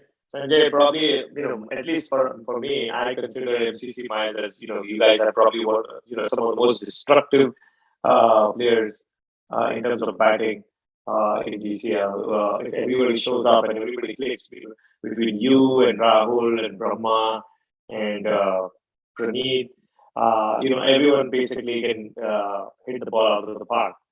Is that a criteria for being in MCC Miles that you need to hit out of the park? First, thanks for inviting for the show, Parthiv. It's nice. And hi, Vijay. How are you? Good. Good, yeah. Because I see everyone like Parthiv or Ramsi or Satya, I see them on field. I could say hi to them and talk about it, but I don't get a chance to meet you very often. So hope you're doing good, Vijay. So coming back to your question, not specifically Parthiv, it just happened to be we are all on the same team. But we are trying and it works out. I mean, as long as it works out, we are just happy that we have some players who can definitely hit it out of the park.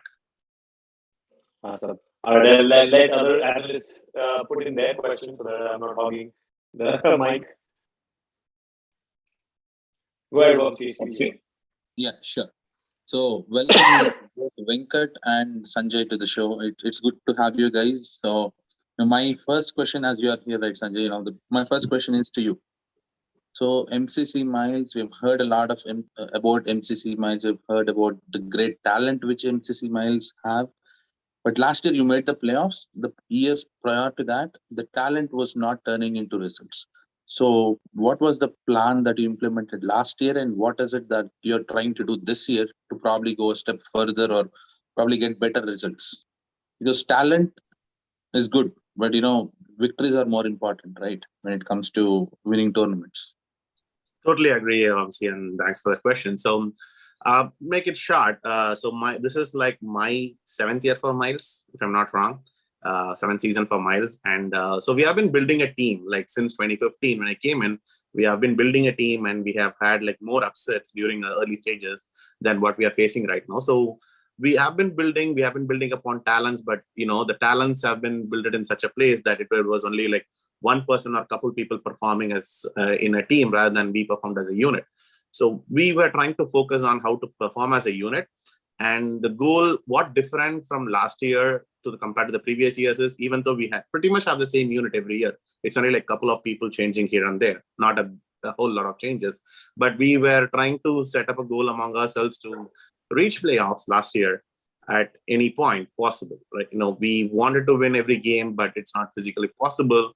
We had our best out in every game that was possible from our side, but the results were not. It comes and goes. No, it's different. But last year we wanted a point to make it to playoffs at any cost, and for that to achieve, it needed a miraculous innings from Rahul. That's how we made it to playoffs. But this year, our goal is again to make it to playoffs. But this year we have a goal as a team that we will make it to playoffs even before entering the last game. So we want to be in a sure situation before entering into that 11th or 10th game and make sure that we are already there in the playoff and not depend on the last win. So that's the goal we are setting for the team this year. And what is that different you're doing, Sanjay, this year? What different I'm doing is, so far, as I said, we are building the team. So when I say we, me and Rahul are like carefully analyzing with helps of Ram and Ajay. So we four try to groom up all the sessions behind and try to talk it out. So instead, what we are trying to do here is we are focusing on individual player talents, focusing on their roles. Like if you see, we have made some changes in batting orders and changes in bowling orders and all those things, but we are not trying to pressure our team or pressure our bowlers if they are leaking runs or if they are wides or anything. We want to give the chance for the bowler or the batsman to step up by their side instead of having an external push or something. So we let the players do the thing what they are capable of. If they couldn't, it's fine. It's end of the day. It's a game. We can always come back. It's a long season, right? It's 11-game season. Losing a game here and there is not going to make. It's going to make a difference, but it's not going to get you out of the league. So the big difference, I would say, is let the players play the game. Okay, thanks, Sanjay. And one last question. It's not a question, it's more about a platform for you to talk about your new additions this year and what does they bring to the team. Sure, thanks, Vamsi. So this year we have like 4 new additions. Out of the 4 new additions, 3 of them is from last year Kings 11. Deepak Uniyal, bowler batsman, Sunil batsman, Sunil Adonda specifically a batsman, and Sunil Somavarapu a bowler. These are the 3 additions from Kings 11 team. And 4th addition is Vinod Periyasamy from Pokeris. Vinod he's technically not new to the team because Vinod has been playing for Miles in Michigan Cup for like quite some time, 3 years now. But for DCL, he's pretty new to MCC Miles. So I want personally to take this platform to welcome all 4 of them to our team. I remember Sunil Somarbu. He got me out for 0 in the knockouts last year. He is a dangerous bowler. He can be a dangerous bowler. Yeah. It's good. I mean, you have a good unit. So you always wanted to build on a unit. If you see from last year, I lost 2 of my best players, right? Arun and Aravind. I lost my best player. So I have to replace them. But also thinking on a longer run, I have to add more talent to the team. So it's a long season, right? Like starting from 16 July, I think I have like 8 continuous games or weeks, right? 8 continuous games. So I need to have more talent for every game. To build upon so that the team progresses. Thanks, Sanjay. And is Ram retired yet? Last year, I heard that he retired, and the next week he comes out and plays a game. So is technically Biju retired? No. No, right? Nobody retired in DCL. Right. Technically, did Jagan retire? No. So it's technically Ram never retires. It's just that he has a lot on his plate to take care of. There is some logistics and there is personal stuff he has to take care of. So he wants me to focus on the games and take care of the team. So that's where he is. But he might even play this weekend. So we never know. You never know. Okay. Thanks, Sanjay. Now I'll move to Venkat because I have some pretty good questions lined up for Venkat too. Sure. Go ahead. Thanks. Yep. Venkat, I know that I played for Safaris in one of the other tournaments, Venkat. I know how you manage your team, but we were having this conversation at the weekend, right, Venkat, that you actually cut short your squad from 40 to 20 this year. Tell us something about it. Yeah, mostly when I say can't see short, Venkat's video actually, Venkat. Yeah, just see your name. Oh yeah, got it. Yeah. When I say cut short, it's mainly like a team rebuild kind of thing from there we started. So last year when I'm trying to build a team, who are placed, so most of the players which I got it from, which I added to the squad, is all the players who play in the Drake sports pack. That's a player. That's where I found most of the talent. Even Rahul, Uday, everyone, I found them there. So basically, we pulled all those players. We built a squad of 40. That's our last year DCL squad. And since you are also part of our Colors Trophy team, in Colors Trophy there is a chance that we need the total strength of the team is only 20 players. So from then on, with the aim of getting only to 20 players for the next year TCL, we cut a lot of the players who didn't get much chance so that they can go and play with other team and work on these 20 players by adding some of the few other players which I added from other teams. So based on that, when we started building this 20, so that's where this 20 comes from, because we cannot maintain the big squad. That will be an issue for me in order to do this, do a lot of the management, and there will be a lot of management if I have like 40 players. And if I'm not giving a chance to them to play the DCL game play a game every weekend, then I'm not doing justice to them.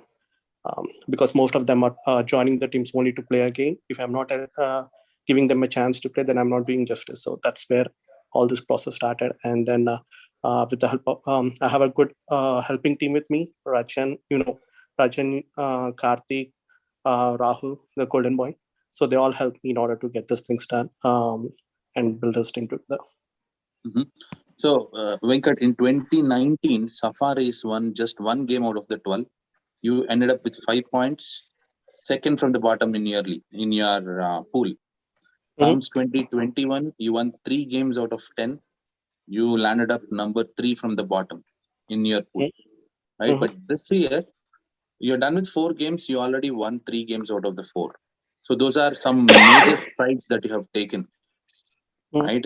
In terms of where you stand, what are your chances for playoffs, and what made it possible? Because last year you won 30% of the games, right? This year unless we are looking at Safaris as a much improved unit, one of the best improved units, maybe almost on par with Troy Hawks, because they have had a similar journey, right? Talk to us about how this journey moved from 2021 to 2022. What is the work you did off the field? You played with us, KK. I'll ask the question back to you itself. So you played us. I mean, you saw our team before. You played with us for one of the tournament. You might you have some postures where we see, right? Most of the things is we are playing together as a team. That is what exactly didn't happen in the last few seasons, where exactly I need to pull 11 players from different sources in order to form a team to play a tournament. But this time it's more like I have a standard roster which can give me the availability every week in and week out. With those 20 players, I'm playing like 3 to 4 tournaments in the summer, and then with some other valuable inputs by adding players like you, where you can help the team to learn some of the things like how to build their innings and all those things. So all those inputs and the play over the Colors Trophy, the Winter Trophy, and also Spring Cup helps the team to perform better. Okay. And my next and final question for the day, Venkat, is the player fatigue, right? I know the Golden Boy, and then there are other folks in your team. They play all the tournaments possible in Michigan, right? And we are almost at the end of June, and comes July, you have more tournaments. You have the Novi Cup, then you have another tournament called TDF. There are, I think, 3 or 4 additional tournaments, right? And with all those playoffs also coming up for the other tournaments. So the player fatigue is really important, right? And you have to manage the player workload. Do you have any plans of doing that, or do you still feel the best 11? No, there is a plan for us to work on this one. So there are some things which we prioritize it as part of the beginning of the season. We have some set targets for each tournament which we are playing in. Based on those priorities and everything, we are managing the workload for the players. We are trying to make sure that the best players get most of the rest so that they don't get burned out. Because we are playing on the weekends, we are playing almost like 3 games, and we are playing Friends Cup, one more tournament. So basically, like 4 to 5 games on a week, in a total week, is really difficult for any player to play. So based on the priorities what we set, we are managing the workload for each player. And you mentioned you're trying to rest your best players, right? Tell me about your top 3 best players of Safaris. In terms of batting, I can name Rahul, Karthik, Rachan. Okay, Only 3. in terms, you have to pick 3 out of the entire squad. 3 out of the entire squad. Rahul, Karthik, and Rupendra this season. Yeah, I see he's a much improved batsman this year. Yeah, this season he improved a lot from the thing from last season. Thank you, Venkat, for answering all my questions. Thank you for that, and thank you, Sanjay, as well. I now hand it over to Vichu. Sure. Thanks, Vamsi, for all your questions. Sanjay, I'll come to you. Let me start with Venkat first.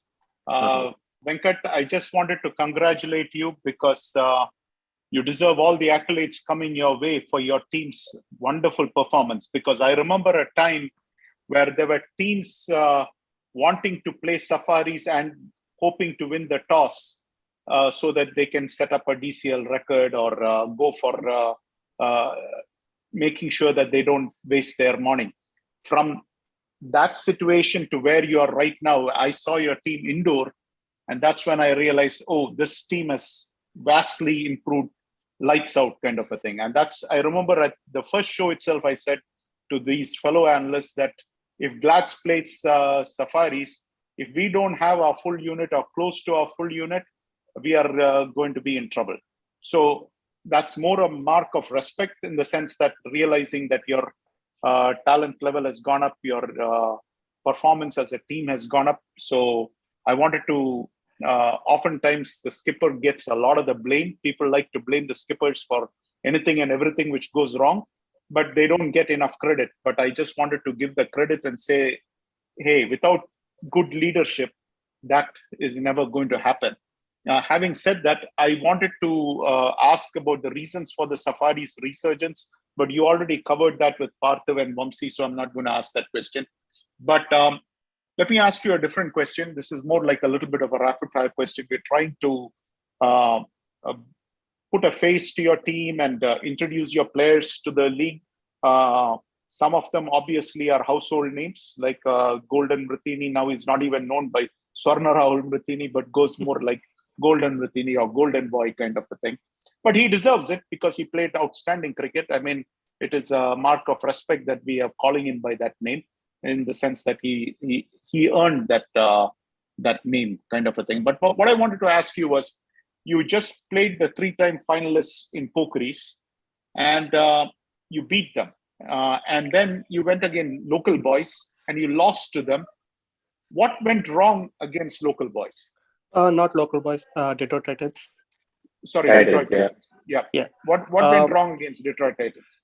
Yeah, before I say this one, there is one other thing which you mentioned about the leadership thing, right? Even though I'm the face of the Safaris and I handle most of the management things, there are a few other persons who work as a brain for Safaris from the last season. I want to mention their names too, so that they also get the deserved credit. Absolutely, because a lot of people watch the videos and things like that. This is the purpose behind it, is to highlight these players, and we introduce them, and they get the due recognition which is they richly deserve. Yeah, it is. One is Karthik Kesanadam, and other one is Ravirachan Samdhana, and other one is Rahul. So these are the three players who works with me continuously. So we almost chat or discuss till late night before the game what needs to be done and what are the things that need to be planned. All the planning and everything will be done for each and every game. We chat almost late nights and we meet and talk a lot about the weekend games and how to start it. So these are the three other players who are helping me in order to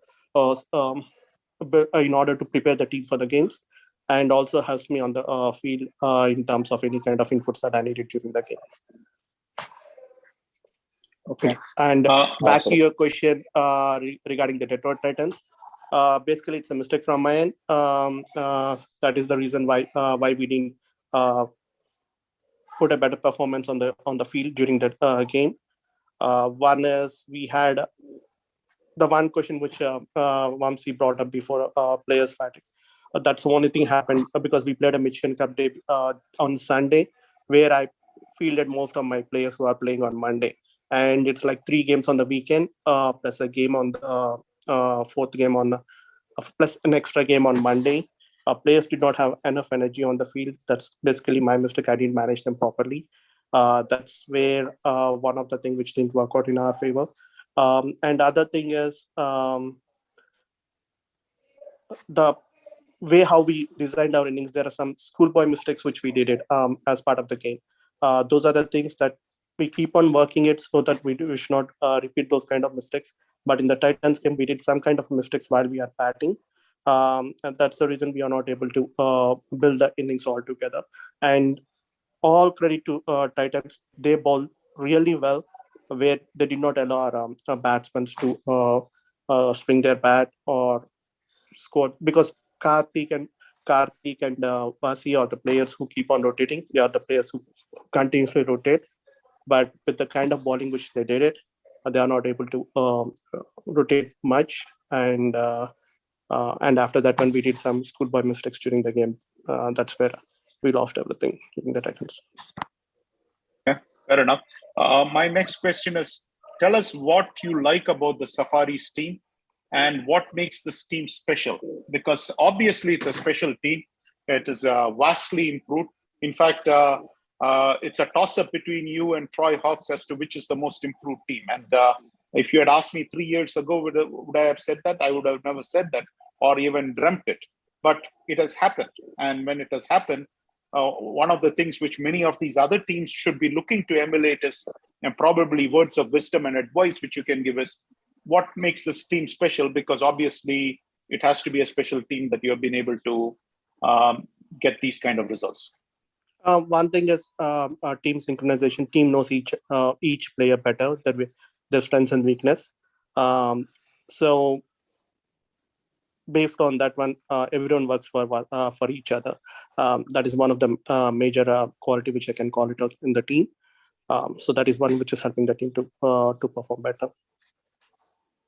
Okay. I want to ask you a question. Sometimes I ask people a name, and I'm going to ask Sanjay a couple of names, and I'm going to ask him his opinion about them. I'm going to give you your best known product or best known player on your team is the Golden Boy. Please tell us your opinion of him. Now, obviously, he's going to be listening to it. So we want to hear your frank opinion in your heart as to what makes him stand out and what has made him to be so successful. One thing is his passion to the cricket. I think if you ask any players that goes for a practice in Kushi, they all know him. The only reason is he'll be there in Kushi Cricket Store almost from 5 o'clock to 9 o'clock, or till the point the store closes. He keeps on practicing, and then he helps each and every player that comes to the store. He helps each and every player to help them with their practice drills. He ball to them. He give their inputs. That's a passion which he is having towards cricket. That is what one of the major thing that I can talk about. And in terms of the team player, he's really good team player with a good brain, which is helping the team in terms of pushing us to the next level. Actually, Vijay, I can vouch for what he said about Rahul and Kushi store. Anytime I want to see Rahul, he's there. Wow. Yeah. I mean, it blows my mind away. And just Parthiv is saying, wow, it's the same thing which I'm saying. I mean, I can't believe that this is really happening, that somebody is spending that kind of time. The reason I said wow is because I used to do that a lot, but then I got married. So, so the secret to that, stopping Rahul from getting better, is getting married. No, he's already married. He's married. Oh, he's married? Oh my God, he's still spent time there? Yeah, he's married, and I think in a funny note, he mentioned that's what he told. He let his wife know that he's having too much of passion for cricket. Then I think we need to call his wife next week. She's in India now, so we need to wait a few more months to call her. Yeah. But Sanjay, I want to add to what you mentioned, right? Actually, Rahul lives part-time in Founders Park and full-time in Kushi store. Totally true. That's true. So we are learning new things about Rahul, which we did not know before. I mean, this is really wonderful to know, because we heard the same story from Guru Naga, and then last week, Vamsi, we heard it from MBB that he has gone there and practiced a lot. Now, I think Satya, please make it a point to contact Kushi store and get some sponsorship for your show, because they are getting a lot of publicity too, because many of these guys are going there, and we are saying that their cricket has improved a lot. But that's good to know. I mean, I did not know this, but obviously if I did not know it, many others in DCL did not know it. It's good to know that somebody has that kind of passion and is putting that kind of effort, and so we can applaud that kind of effort. One final question to you, Venkat, and this is a fun question, so take it in that vein. Sure. Now, I consider myself that I tell often to myself that I am so ugly that the Bureau of Wildlife has offered me premium dollars to donate my face to them. I'm going to ask you this question: whose face on Safari's team can you donate to the Bureau of Wildlife? Maybe I could just save myself to be on the safer side. Yeah. I don't want you. I want somebody else as an answer. So this weekend, very smart answer. This weekend, you can go and explain to them why they fit that category. I think I'll give you a tip, Venkat, I can give you a tip. One of your teammates is out of town. Use their name. No, that's fine. If they listen, then I need to give them a lot of explanation on this, but it's better to just stick it to myself. That's fine. Okay. Because that's not an exception. He didn't put any kind of exceptions there, right? So that's fine. Yeah, I think I'm good. All right. So I'll go to Sanjay now. Sanjay, how come you are missing in the Glads game? Not that I'm complaining. I enjoyed the fact that you were missing. But I'm just curious, out of my own personal thing, that I didn't see you at the Glads game. What happened? Okay, so before saying anything about it, that's my first missing DCL game of all my 7 seasons. Okay. Okay. So the reason is some kind of commitment. Then that's sure. Yes, DCL. It's always a commitment. But yes, my wife was coming from India. and she was landing at 4 p.m. in Chicago. So I was going to pick her up, and also one of my friend and family, they were all traveling together with my wife. So I have to pick them up and come back. So by the time I reached back home, it was 10 p.m. Smart choice. Smart choice. Okay.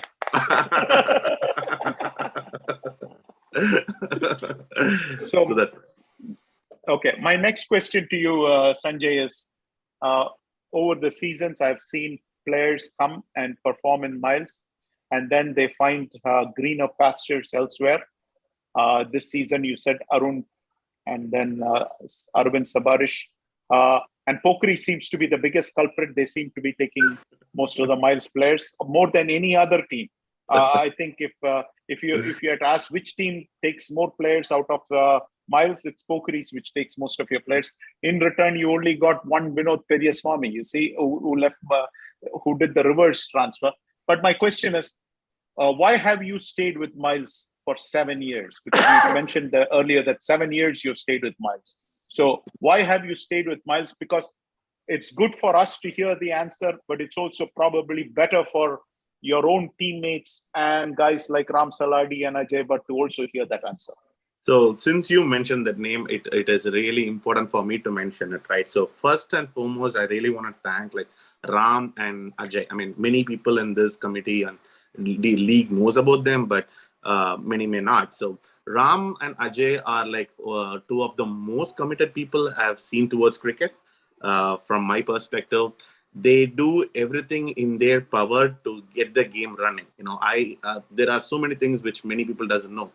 I still remember a couple years back, I guess, I think before COVID, there was a game for us against Indus in Woodhaven. Okay. And Ram made the game, but his wife was expecting any time. Okay. So Ram was there at the game, you know, so that level of commitment, if a player can provide, it's really hard because he was the captain and we had hardly 9 or 8 people playing that game. If he's missing, then it's going to be 7 people and we have to walk out of the game. So that's the level of commitment Ram and Ajay gives towards the game. And Ajay, he tries to manage everything. And, you know, so big shout out to them for creating, defending, and delivering miles for all these years. Now, coming back to your question, why? The initial period of MCC miles when I joined, the answer was very simple because it was Ram. You know, I met Ram. He was a very nice person. We meet every day. We talk every day. He became a really good friend of mine. He helped me in so many situations with, you know, where I kind of needed an advice because I was new to Michigan. I wouldn't know many people. So career-wise and everything, he kind of, you know, he became like a person who I have to run into for anything. So that kind of a commitment made me stay in miles for the initial period. And then when the time passed by till today, the reason I'm staying with miles because I have developed a great rapport with the entire team. This is more like a family than a team, just a team. We don't just meet for the game, right? We meet for other games. We meet outside. We talk outside. So that's the second reason. And the third most reason is what I have done for miles to make miles into a bigger picture, right? Now, let's say if you say you guys do analysis, right? You go and say Glads against any team, you straight away say 4-0, right? But similarly for miles, what I have done for miles to make it to that bigger picture, like there is a miles game, I want people to go and say 4-0, right? I should be a part of that process where maybe once that is achieved, I might move or I might hand over to the next person who is taking care of the team. But till then, I'm going to stay with miles and make sure that miles as a unit be a better unit in the coming leagues, in the coming years of leagues. That's very well said. Really great answer. I think probably is one of the best that we've heard, you know, in terms of, you know, the planned succession and why you want to play for the team. My next question, can you can hear me, right? Yes, you can. My next question, Sanjay, is describe what you saw last year. You saw it live, I believe. Rahul Channa's innings. It was an innings of a lifetime. I call it the best innings I have ever seen in T-ball. At that point, I didn't realize it, but when I started thinking back after a few hours after I saw it and started sinking in, I call it the best innings I've seen in T-ball. I'm sure Chennai is probably watching. So let me ask you this question. I mean, sometimes we would like to hear what other people think. You know, it's a different thing what I myself might think about my own innings, but hearing it from you as a teammate, I'm sure he'll appreciate it, because I just want to go back to that one innings and say, what did you see from the sidelines? And let's just relive that moment for a few minutes. Definitely, yes, Vijay. I mean, thanks for bringing that up. Honestly, at a point, I did not realize what was going on. The reason is, you might have mentioned this a lot of times, because there were calculations of this FCC versus Patriots and SSK. They are all fighting for the same spot what we have been fighting. And we are the only ones given a humongous task to achieve. So I was constantly talking to Rahul that we need this score or we need this point to at least get the bonus point so that we could get it passed through SSK. But when we realized that SSK won, then it became a problem for us that we need to win the game. I wasn't sure. I was trying very different ways to convey this to Rahul, because it's a humongous task. Nobody can achieve it. It's very hard. So there was a point where I did not realize. But the point I realized was that like last 30 balls or like somewhere around that, where he was connecting everything. He made it a point that if you're going to bowl under the bat, I'm going to hit you out of the park. If you're bowling anything else, I'm going to defend it. But if you're bowling under the bat, and whatever sixes he hit was very clear. We were counting, like I was literally counting every single run which got reduced. And when he hit the final six and we won the game, I was in pure shock. More than him hitting 115 runs, I was actually shouting the F word, saying that we beat Glads, right? We beat Glads. I mean, there are certain teams which I want to beat personally. When I say personally as a team, which is Pokeris, Indus, and Glads.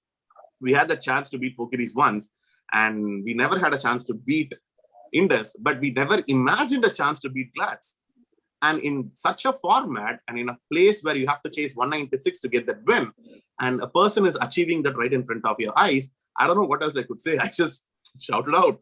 If there's the video you can see at the end, right? I was just shouting the same thing over and over and again, and just celebrating Rahul. You know, that innings was like in my mind repeated for the next 2 days. I think it happened on a Saturday, so I was still there till like Monday morning going to office. I mean, it made life for a lot of people, and I'm sure everybody, if you're a fan of the game, you enjoyed that innings. Even if you're an opponent, you can enjoy it because it's a class innings. But probably the only people who probably did not enjoy is SSK for the reason that that knocked them out of the playoffs, kind of a thing. But congrats on that. But I wanted to ask you about Ram Saladi and Ajay, but you already covered it. So I'm going to modify that question. One word description for Ram Saladi, one word description for Ajay Bhatt, because those are your two main architects of that team. Ram Saladi, commitment, Ajay Bhatt, optimism. Okay, thank you. It was fantastic to hear that. My final question is, what is the best piece of cricketing advice which you got in your life, and who gave you that advice? I would say, okay, there's a lot, so I couldn't remember. But no one said it, but as MSD, right? I'm a big fan of MSD. I mean, growing up, watching him, everything. So his sayings always comes up. It's like, wow. It's like this one goes like, what doesn't kill you makes you stronger. So that's his saying always goes. And so it's game after game after game. We try, we fight, and we live through the game, and we gain from it, and then we don't stop from there. So that's when I take it from MSD. And that pretty much sums up my final questions. I think we did a pretty good job, Parthiv and Vamsi and Satya, because 2.5 hours we covered 19 games and conducted the interviews. I want to wish both Venkat and Sanjay all the best for the showcase game of the week. Obviously, the analysts themselves are divided as to who is going to win, which is why the game is very interesting. And I'm sure both of you guys will put on a show knowing what is at stake. Each team wants to prove that you are here on the big stage. And one last thing congrats with you before sign off. First, thanks for Satya inviting, and thanks you guys. I mean, I follow the show every week. Every Wednesday night, I make it a point to follow the show. You guys make it really interesting, and with you, there is definitely I'll watch it for you. With the ways the way you convey things, it makes it enjoy the show rather than just talk about it, right? So great show, great work, guys. Keep it going. Thank you. Awesome. Thank you so much. Okay. Thanks you for all that prizes which you are giving to our team. The way we are improving, it really helps. These are like very good encouraging words which our team, most of the team listening each week. So that really helps. Good luck to the MCC Miles, and good luck to all the teams that are playing over the weekends. Good luck. Thank you, guys. Good night and all the best. Good night. Thank you. All right, guys. Another great week. We are into week 7, so we're almost halfway stage into the DCL 2022 season. Lots of new games, and I think this week also we have some great scheduled games as well. So we'll have a longer list of games to go through next week as well. But yes, until next time, good night and take care. Bye. See you guys. Bye. Bye.